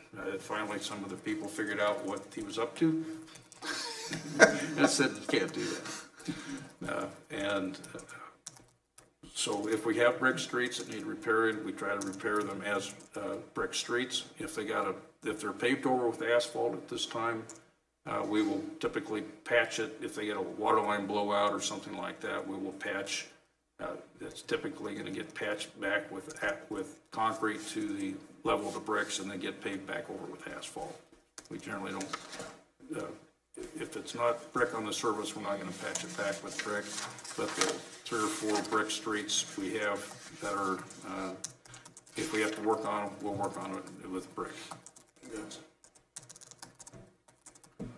So that, I guess, concludes the history and the methods. So while that's still fresh in your mind, if you have questions of Mr. McDonald or myself. I just have one question in terms of, so we have maintenance. I'm just trying to figure out the categories that you look, that you and your team look at. I mean, rebuilding, reconstruction, renovation, but maintenance, what are the terms you use for? We're fairly simple. Right. We do crack sealing. Okay.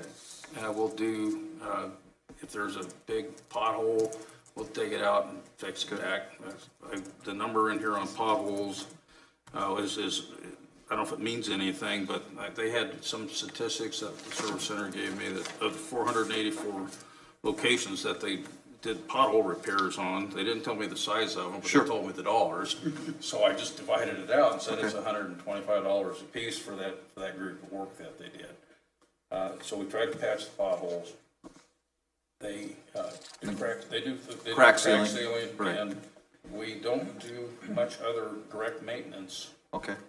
It's all contracted out with lately it's been the sealing program and the overlay program. Ma'am, you had a comment. Please come up to the mic and give us your name. Hi, my name is Cresseline Robeson, and I live at 2621 4th Avenue Court. And our street was horrible. And I've been making complaints about trying to get it fixed. And one day y'all come down there and put that granite down there. And because there's no curb, how you going to build a house if there's no curbs? Okay, so all of this is but mud coming off. So when I got up from work, and so I can be there. So when the guys came down there, I said, can you put a little bit thicker over in front of mine because I'm handicapped. And he put a little bit over there because there's no curb there. So I got to admit, it has been working. But on the other hand, there's 2 school buses that's come down there. And are you the one, Mr. Paul, that came down there? I've been down there with you. Yeah, and you see how bad it was because he fixed the drain. But behind the house, there's 2 school buses that come down there. And there's big holes back there. There's a pothole coming up 4th Avenue that it needs to be fixed. And also, the back of it, house is bad.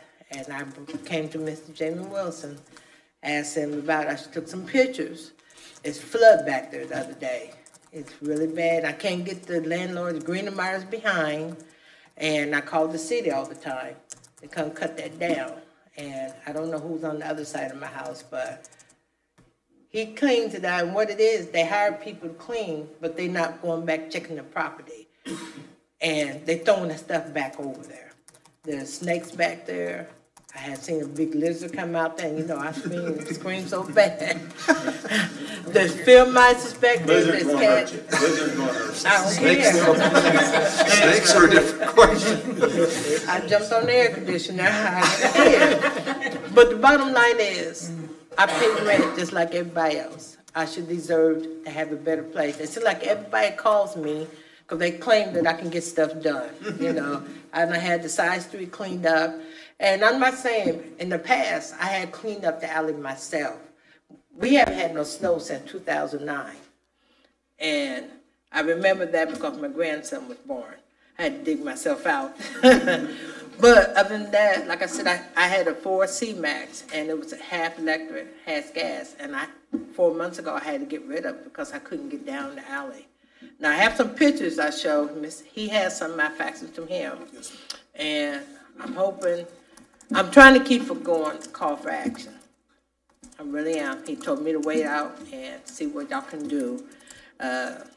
My thing is, these landlords, they want the rent money, but they're not doing the job. You know, I just say, he's been down there. He's seen how bad it is. The cities keep saying it needs drains. Okay, it needs drains. They came down, I had so much mud, I can't even get in my driveway. And then the man next to me, he's handicapped, so we kind of have to cut over off to the side. The other day, it rained so bad that the water was going down the hill. So down the hill on 3rd Avenue is houses, so you can imagine where that water's going at with them. My thing is, I'm coming to you, see if something can be done. It's very hard. He has a picture, so he's gonna show you what they look like. And I said, because I called him, I said, can you please come down here and see all this water? You can't get down the alley because the water's coming down there. And I live at the end of the alley. So, and then it's full of mud down there. So, I mean, something's got to be done. I mean, I don't know what else to do. You know, everybody on the street comes to me because I've been cleaning it up. You know, I've been out getting on the landlords, you know, telling the people, you know, we live here. When your kids throw paper out there, have them pick it up. That's part of growing and learning. Pick your trash up. I don't live nasty. You know, I work at the Federal Halfway House. They call me the warden out there because I'm very strong. I'm very neat and clean. So, but that was good what you did. I want to tell you that it does work. Thank you, Ms. Rose. So, please. See 2621 4th Avenue, you say? Yes, sir. Yes, Just sir. south of Anthony School a little bit. Anthony School. Yeah, We have school school buses coming down there. I mean, so if somebody can get that back, on the back road back there, because the buses, it's a tight fit. They can't turn, so they have to go around the back of the alley. So you can imagine kids on there and they bumping everywhere. But I want to thank you, and Thank you. You got my number, so keep me in touch. Thank you, Ms. Rose. Thank you. Just real quickly, following up, so there's those two methods that you're using for maintenance. The next, in terms of the other techniques or methods you use, would that be like construction/reconstruction? Is that what do you call it? The next thing that we would traditionally do would be either simply repave it, or mill some of the old stuff off and repave it. We did a lot of the neighborhoods from the 70s with what we called an edge mill. We'd mill 2 inches off next to the curb. But this is what we contract for, right? Yes. Yeah. And I was just trying to think of an overall, it's kind of renovation/reconstruction/ in some cases, new construction, right, of the road. So it was just for me to kind of categorize. The next step, we used to call this the mill and overlay program. We haven't done a big one of those in several years because it's become so expensive. It looks great and it works great. It'll get you through if you do nothing 10 years. If you wait 15, then you've got to go do it again. I think one of those graphs in there shows that. Yep. But we really focus on keep with the crack sealing and keeping the ditches kind of flowing, patch the potholes or the bad areas to keep the water from getting into the roadway.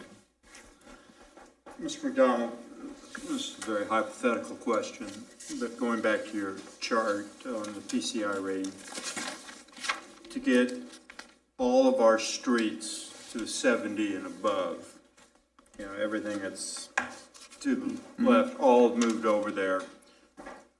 If we said we want you to get them all to 70 and above in the next 5 years. 5 years. How much would you estimate that would cost? Just, I mean, I know you won't have anything accurate, but just out of curiosity, what do you think, if you had unlimited money and we said move this to,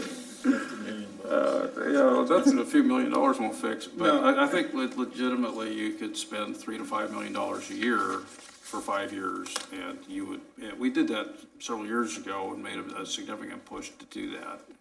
And it wasn't that much at the time, but I think in that ballpark, you can start to make a difference, or you make a visible difference throughout the community. I won't say that'd be every street will be improved, but in those types of numbers, you start to move that group of streets. you start making a major impact rather than maintaining.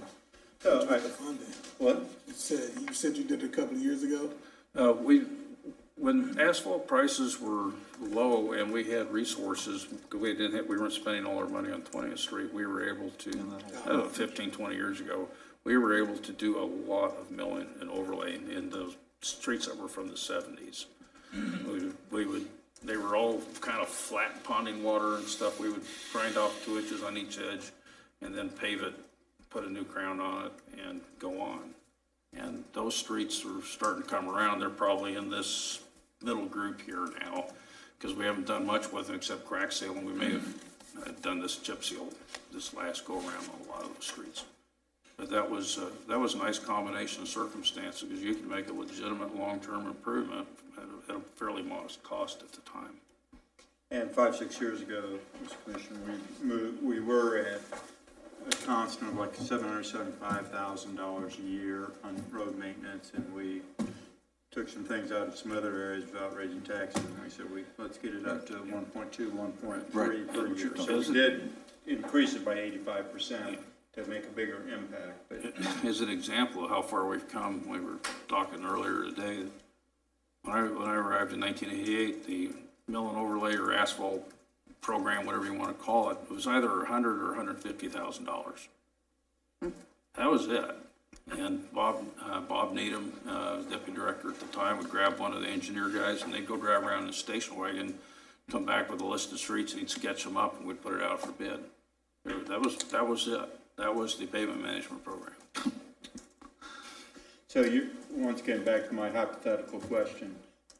If somebody dropped $15 million on you, you think in a short period of time, by short period of time, I'm not saying 2 months but in a reasonably short period of time, you could move most everything to the 70 and above range? I don't know if you get it all to 70 or above, but you would not have that big bulge headed for 30.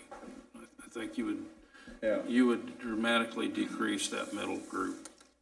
Would you say 15 million? Just ballparking? 3 to 5 years and $15 million, I think you could make a big hole in that. And what you're describing, Mr. Mayor, is this gap between the road improvement requirements, obviously, and the fiscal resources. And I think it is significant that a few years ago, the commission went from the 700 or 800,000 up to 1.3. I think in the next 6 to 9 months, and it's not tonight to have a detailed discussion, but are you going to talk a little bit about funding? Because, I mean, there's really 2 things that we can do, but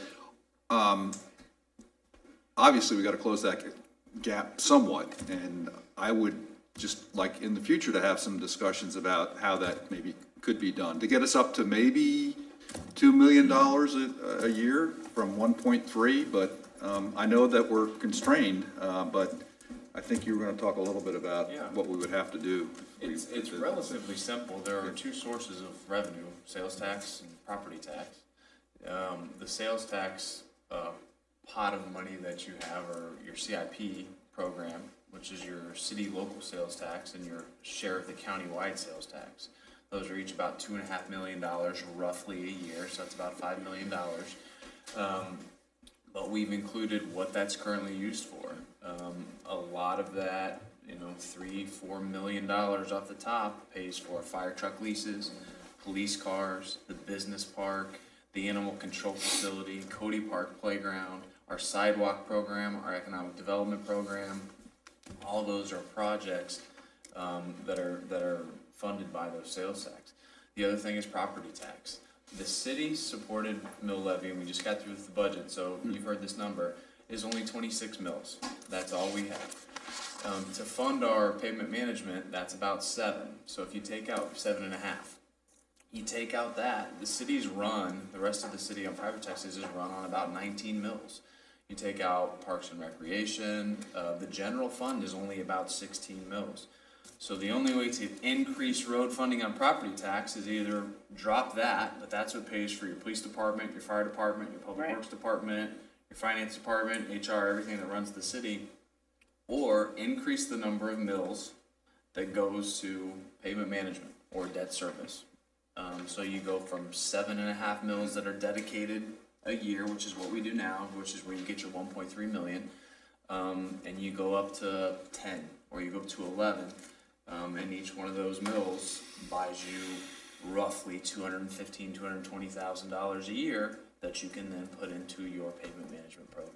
Now that's all very simplified using round numbers, but conceptually it's not that complex. You either borrow or steal from the CIP sales tax, or you increase the amount of property tax revenue that would be generated or go straight to roads.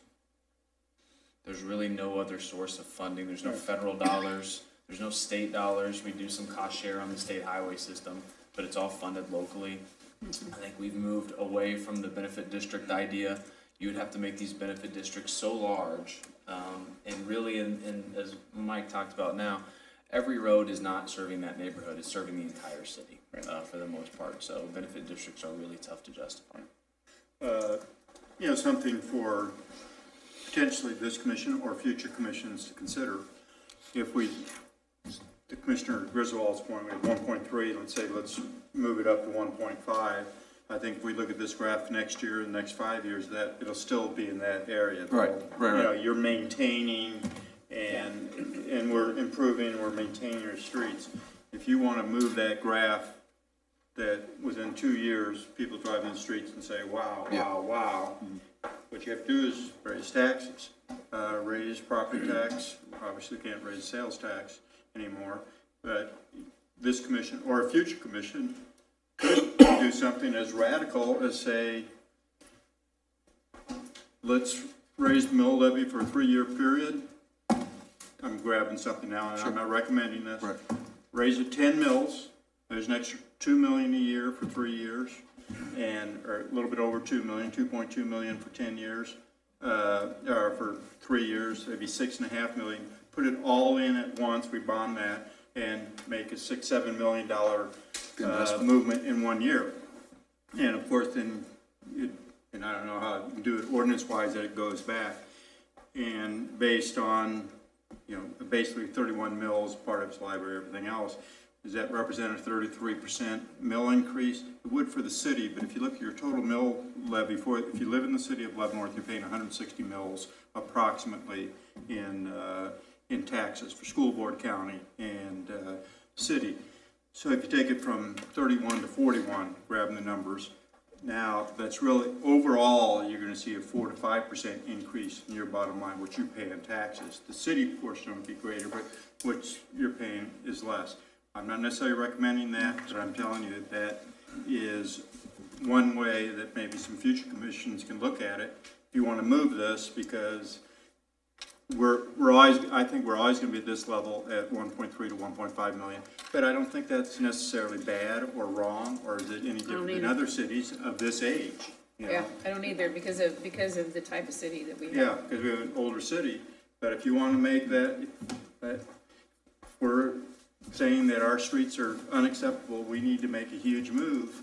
That's one way of doing it. I'm not saying we do that, but unless Bill Gates moves to town and he writes us a check. It doesn't hurt to do the math and to do the investigation. That's the math, simple math. Okay. so. I would say that we're gonna get relief after next year with about $500,000 freed up from 20th Street, but as we've talked about, 10th Street, it won't be quite to the scope, maybe, because it's not the length of the 20th Street problem, but that'll be eaten up. But you could, put that in, but again, probably the prudent thing to do is more granite seal, to get all those streets in the 30s, 40s, and 50s sealed up, so then you can, before you move forward with mill and overlay. Because this stuff is really good, and if it lasts longer, then it will give us overall improvement to our streets, won't it? I mean, it just sort of pauses the street where it is. Yeah. The idea to come back, at some point. Okay. And obviously, we're going through the design part right now, or surveying part on Thornton, from 2nd Avenue, 10th Avenue. But that is not being handled, just reinforce this, not by our street maintenance of 1.3 million. We're bonded that separately. As people will see a lot of work going on that project. We don't have it costed out yet, but It's coming out of the countywide sales tax. Yeah, and we're estimating that, just wild guess right now, without being $5 to $6 million. $5 to $6 million from 2nd Avenue, 10th Avenue, $5 to $6 million. So, that will be a major project city will be seeing going on here over the next 18 to 24 months. Yes, sir. And I think that is important though too, in terms of understanding the source of the funds for the countywide sales tax for the next big road project, which street? It's Thornton. 2nd Avenue. Versus what we're doing with the 1.3 million. Yeah. I have a little bit of challenge keeping that straight, so I don't know, if there's any way that that could be made a little bit more clear in terms of just for our situational awareness as commissioners, and that we can share with our citizens, I would ask that be done on a chart or something. It's just that I'm getting a little bit more comfortable with it, but I think it's very important that we all understand that is, right. Because we all get calls. People talk to us quite often, whether it be at the grocery store, at the restaurant, what about the streets, what are you doing here? Yeah. Explain it, and they tend to understand. We'll always have people that'll sharpshoot you, no matter what. They'll say, but what about this, what about that? But, I mean, we're talking facts here. There's no hidden deals or any secrets going on. It's wide open. These meetings are wide open. The way we spend the money is wide open. Any other comments? I just appreciate the work that went into this, because I learned a lot, and from reading it and also from our discussion here, which will help talking to citizens, I think. So I do appreciate the work that went into this, Mr. McDonald. And any other questions for Mr. McDonald? No. Thank you very much. Thank you very Thanks much. for the history lesson too. Yeah, It was kind of I know fun, you actually. always throw in a little bit of historical trivia, which is interesting. Next item is wheelchairs, issues related to wheelchairs, mobility aids, and other power-driven mobility devices in city-owned property or city parks. Mr. Mayor and Commissioners, myself and Mr. Grant are here. We've got the next two items. We'll both sit up here. We might have a role in each of those regards. We wanted to visit with you tonight and have a mostly educational public discussion about wheelchair and ADA access and other issues in our city parks.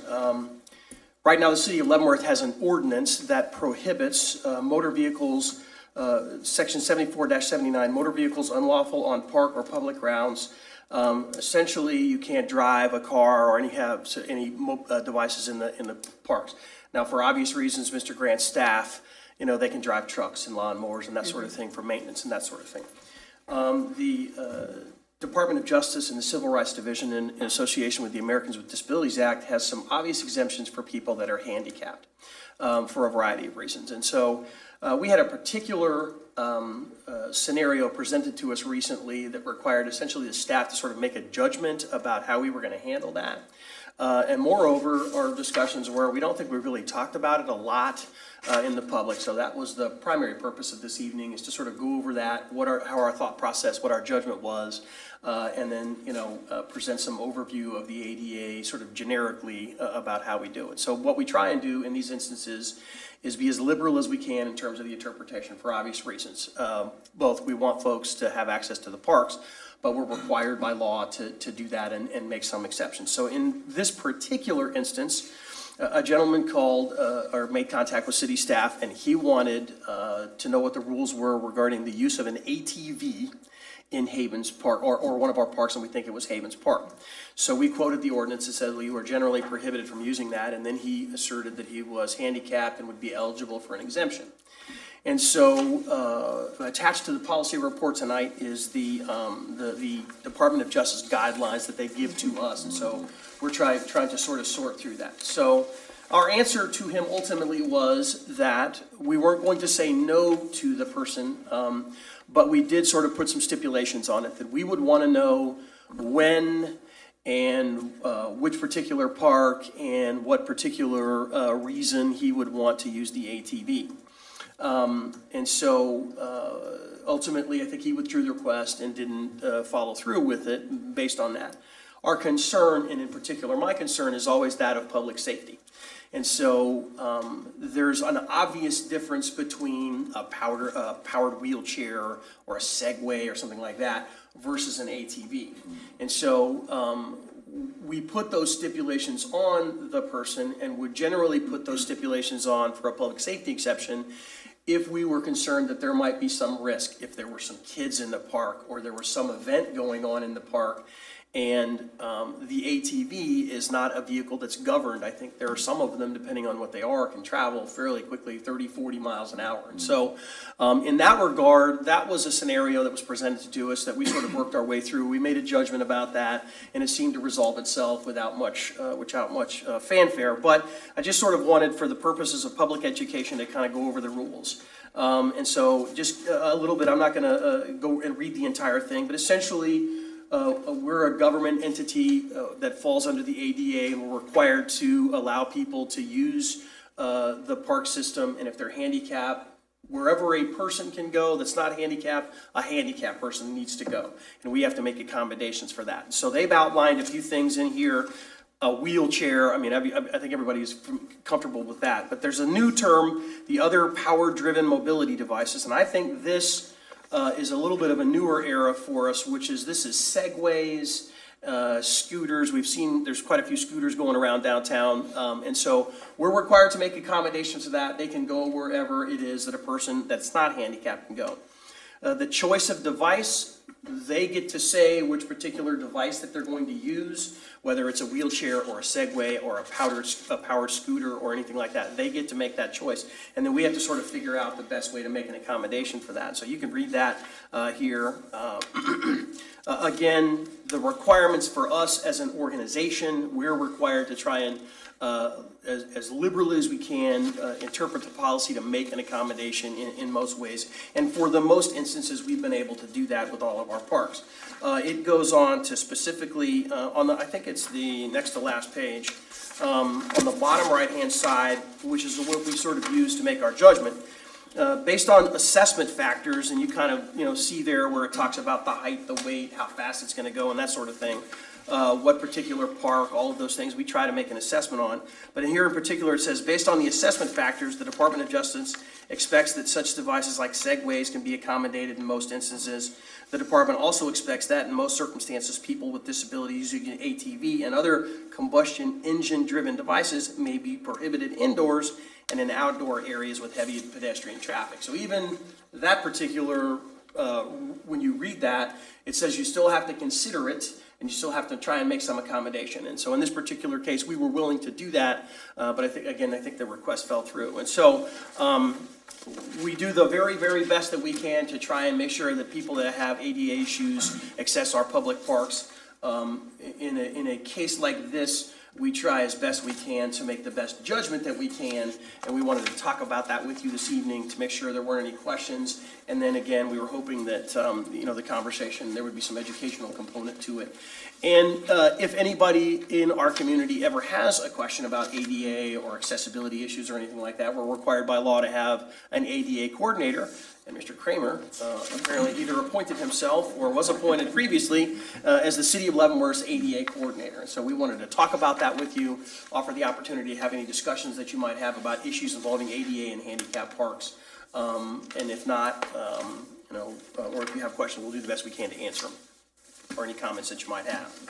Chief, are you saying that the request from a citizen on this ATV is he withdrew the request, he or she withdrew the request? Right, so when we had the communication with him, and then he asserted the handicap issue, so we began to evaluate, and we gave him the instructions that said, okay, essentially, let us know when and where and in what regard you're gonna use the ATV, which particular park, and then that, he never followed through with that. But, we felt like there was an opportunity maybe here to talk about it publicly in a study session with everybody. This is an educational component. The answer is not automatically no. Most of the time, the answer is going to be yes. There are those rare occasions in which we might have to, for a public safety issue, be a little concerned. To me, it sounds like they have to jump through a lot of hoops just to be able to go to the park.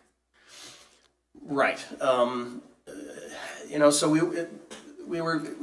try as hard as we can, for obvious reasons. We want folks to be able to access and use the parks. And I know we don't want ATVs tearing up the parks. I know we don't want that, but for a handicap accessible vehicle, right. I don't know why we have to go, why they would have to go through. Well, they wouldn't be restricted from parking services, and it hasn't really been an issue at all. A lot of times items come up that stretch common understanding, so then we really get into it. And I've been doing this now for about 6 years as the ADA coordinator, and you do have more rights. There's a fine line between asking too many questions, but as a government entity, you do have a responsibility to look out for the entire community.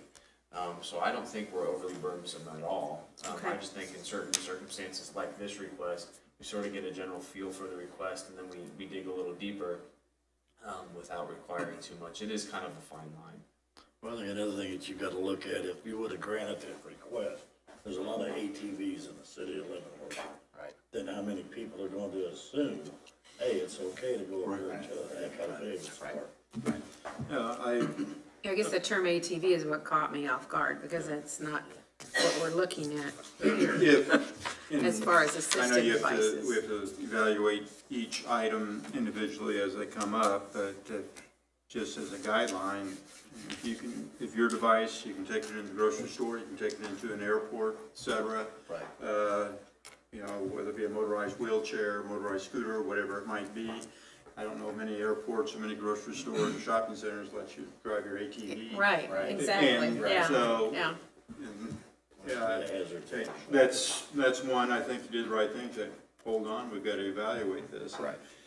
I'd be troubled with having an ATV. Anything can go over 5 to 7 miles an hour, and maybe some segways obviously can, but like that in a public park because of population. Right. And internal combustion engines, that's another potential issue, which can cause different things that we don't have. So, but the issue has dropped now. Right. You're just bringing it here for education. Right. There's no decision that you have to make or we have to make on this right now. Right, no commission action. We just felt like there was an opportunity maybe to talk about it a little bit publicly and do some education. And so I think Mr. Gray's got another issue relative to the park, so we sort of joined forces on that. I did have a question though, because earlier this year we talked about, the electronic wheelchairs and scooters. What's the ordinance or the regulations with respect to being able to drive those on the streets and or sidewalks? I know those aren't parks, but right. What? It's a really touchy issue because that's sort of the same thing. If the person Right. asserts that they're handicapped, there Okay. could be some exemptions on that. So we recognize that as a concern where there's somebody that's sort of not on the sidewalk but in the road, and then they're downtown and Downtown, folks you call. see it And a so lot, yeah. we try and deal with that on a case-by-case basis, but really cracking the whip on that. I wasn't suggesting crack the whip. I just No, I meant, but we're in agreement. Yeah. We all recognize that it's an issue. Right. Right. But normally they should be doing it on the sidewalk or? Well, we encourage that. I don't think it's that clear that they're Okay. required to be on the sidewalk. Again, Okay, there's about 8 or 10 folks that are downtown. Yeah. That, Well, and sometimes the sidewalks are not. sometimes Right, the that's sidewalks. when we had the discussion when it was uneven or something like that. The ones downtown So- pay no reference to any of the traffic. I know. I'm sorry? I know. They pay no reference to any of the traffic laws. Right. Cross We're being streets when they general, want you're to. generalizing there. I'm not suggesting we've not taken any enforcement Sure. ever, but we try not I have to. to. We try and encourage and Work with it. warn and, Okay. and hopefully that works sometimes. I got it. All right, thank you. Any other questions Thank for you. Mr. Grant or the chief on the On this, CTV no. or mobility devices in Devices. parks? No, we'll go on to the next item, smoking in public parks. Okay, Mayor, Commissioners, the next item for discussion is recently we've had some inquiries from citizens regarding smoking in our parks and open spaces. Obviously, as I'm sure you're all aware, there's regulations in place for smoking in enclosed buildings and structures. However, there is no such thing in the parks. Consistently over the last several years, I've received some inquiries and concerns from citizens, and then it's kind of escalated this year, which has kind of brought us to this, to have it sit down and have a discussion. The concerns I get are from parents and their small children and smoking in general proximity to them, whether it be at a playground or a shelter or any of the bleachers at the ballpark, anything like that. So I did some research and checked with some other entities, and as I'm sure you can imagine, it runs the full gamut of no restrictions at all in parks, all the way up to 100% tobacco-free parks. There are other options that you can put into place where you could meet in the middle and put on some restrictions within certain distance of structures within a park, and those could be clearly defined from playgrounds to shelters to restrooms to ball fields. And so with that, there were several of the citizens that had contacted me. They wanted to be here tonight and were not able to, but I know they feel pretty passionate about the subject and would be present at a future meeting if this were to come back with some sort of action. So with that, I'll open up to general discussion, and if I can answer any questions from a staff standpoint. Go ahead. I would support the designated area. It's the same thing, yeah. There's two ways to look at it. The way I look at it, we have to represent all the people of the city of Leavenworth. We've got smokers out there, even though they shouldn't be smoking according to ADA. But, to be fair for them, we can't just rule for the non-smokers all the time. They're citizens also. So we've got to take their concerns, which is smoking, and a lot of people will light up right in a big crowd. They don't think about it because they're older and they grew up that way. But I've noticed here lately that a lot of people look around before they light one up, and the conscience is growing somewhat on that. But anyway, that would be my suggestion. I agree with what Commissioner Dedeky said, that I think the same thing. I don't think no restrictions or changes to the status quo, but I don't think we go the other way either to make it tobacco-free. But I think for the most part, if you consider where the playgrounds are, and the proximity to the playgrounds, if you could find an area that's off of that out of that area, that you could have a seating area, you could have something there with signs that say, this is a maybe even the ashtray things, so they aren't just throwing the butts on the ground and trash like that. Just to have just have it out of the way, and almost looks like You don't allow smoking in the pool, do you? I mean, in the setting. No, sir. Currently, smoke's not allowed in the Woolman Aquatic Center or inside the sports field as well. Well, down there I pretty well knew, but I didn't know that being an outside structure, if you allowed it. No. Thank you. Well, I'm in favor of having a designated area as well too. Makes sense. I'm in favor of discussing it at a further meeting. At a very minimum, a designated area, although I think there is some some good things to say about having tobacco-free parks, but we don't have time tonight to get into all that, but I think it's a very good subject that you brought up, and, I guess if we pulse the community, we get, on both sides, particularly, and How much is overreach, how much is right, not. yeah, so. Well, yeah. I'm kind of in agreement, but I'm not necessarily in agreement of having a smoking area. I'm more in agreement of, let's have some no smoking areas. Areas around bleachers where public sits, areas around playgrounds where obviously kids are gonna congregate, around the swings. And you say in the shelters, but if a family, rents that for the Sunday afternoon for a family reunion and Grandpa or Uncle Joe want to have a smoke or Aunt Mary have a smoke and the family's okay with it, that's their business, not our business. Because the problem I see with just a smoking area, Well, the problem is Cody Park. I mean, if you put it, are you gonna put it down by the playground, or are you gonna put it up by the softball field? I understand, and Because then you'd have to too, because it's cut in half. So if I you say agree, that's why I think you within have 30 feet of bleachers, Back then. in the woods. no smoking areas in certain areas rather than a designated smoking area. And most of them are common sense, and I'm with agreeing with Commissioner Dedeke. The conscience has changed quite a bit on smokers, and obviously there's some that'll light up right now and blow in your face, but you don't see that as much anymore, and people are sensitive to it. And I think both sides would be amenable to no smoking areas within, whatever this area is, rather than you're segregated to this 10 by 10 section in this one area of the park, whatever it might be, because you still may want to keep an eye on your kids or whatever you're doing. But So basically, you'd have signs around each one of the areas that you don't want smoking. Yeah. And logistically, to me, that looks like, to me, it seems like it'd be easier to do it the other way. Well, but if you just kind of post, no smoking or bleachers, I don't know. No smoking except in designated areas. I mean, that's what, Which would be where. Then you have you have the little, whatever area it might be, and, maybe that's the way the commission wants to go. People. I'm sorry? I said, you're talking about Cody Park, you don't have to be 100 feet away, this is outdoors, it's not restricted or confined space. Yeah. Smoke dissipates up. Yeah, well, I agree, that's why I'd say is, maybe no smoking in the area of the kids, the playground equipment. Rather than saying, the smoking area is over here by the tennis court, if you wanna do that.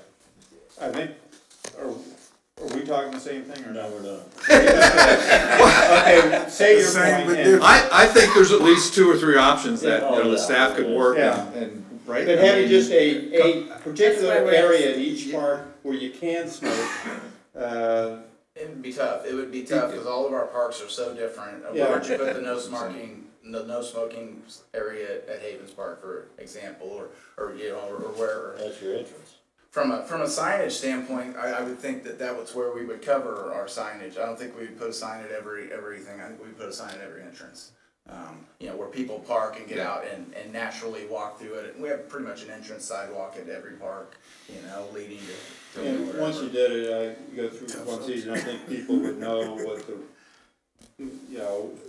what the rules are one way or another, but obviously we're not making a decision, but, I think the direction I have is, we wanna do something, Yeah. but there's no consensus to go smoke-free. So one of those middle 2 options, either a designated Yeah. area, and we can come up with some more detail on those 2 Okay. options. We've eliminated essentially status quo and going all the way. yeah, So we'll operate in the middle somewhere.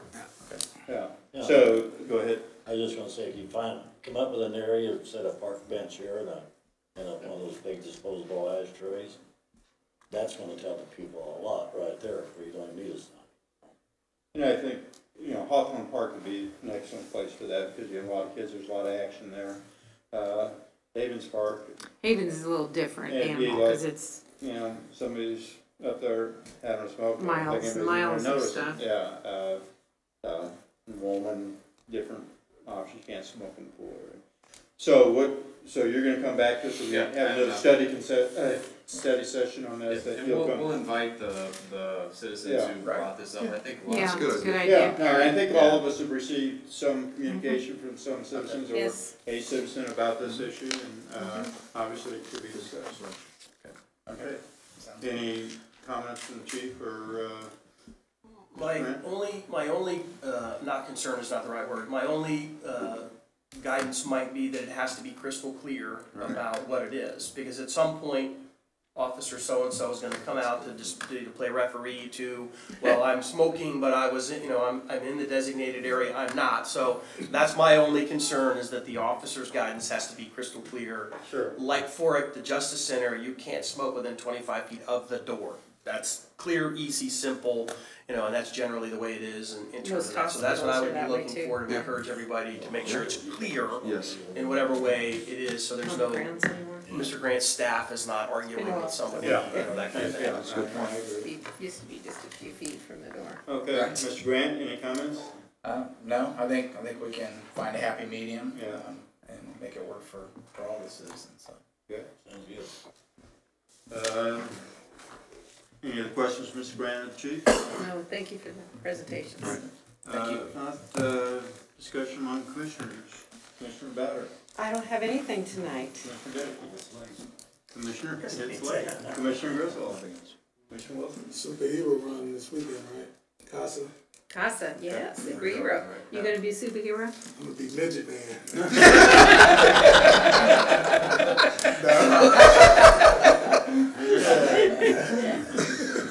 I have nothing, Mr. Craig. I for that one. Where do I go from there?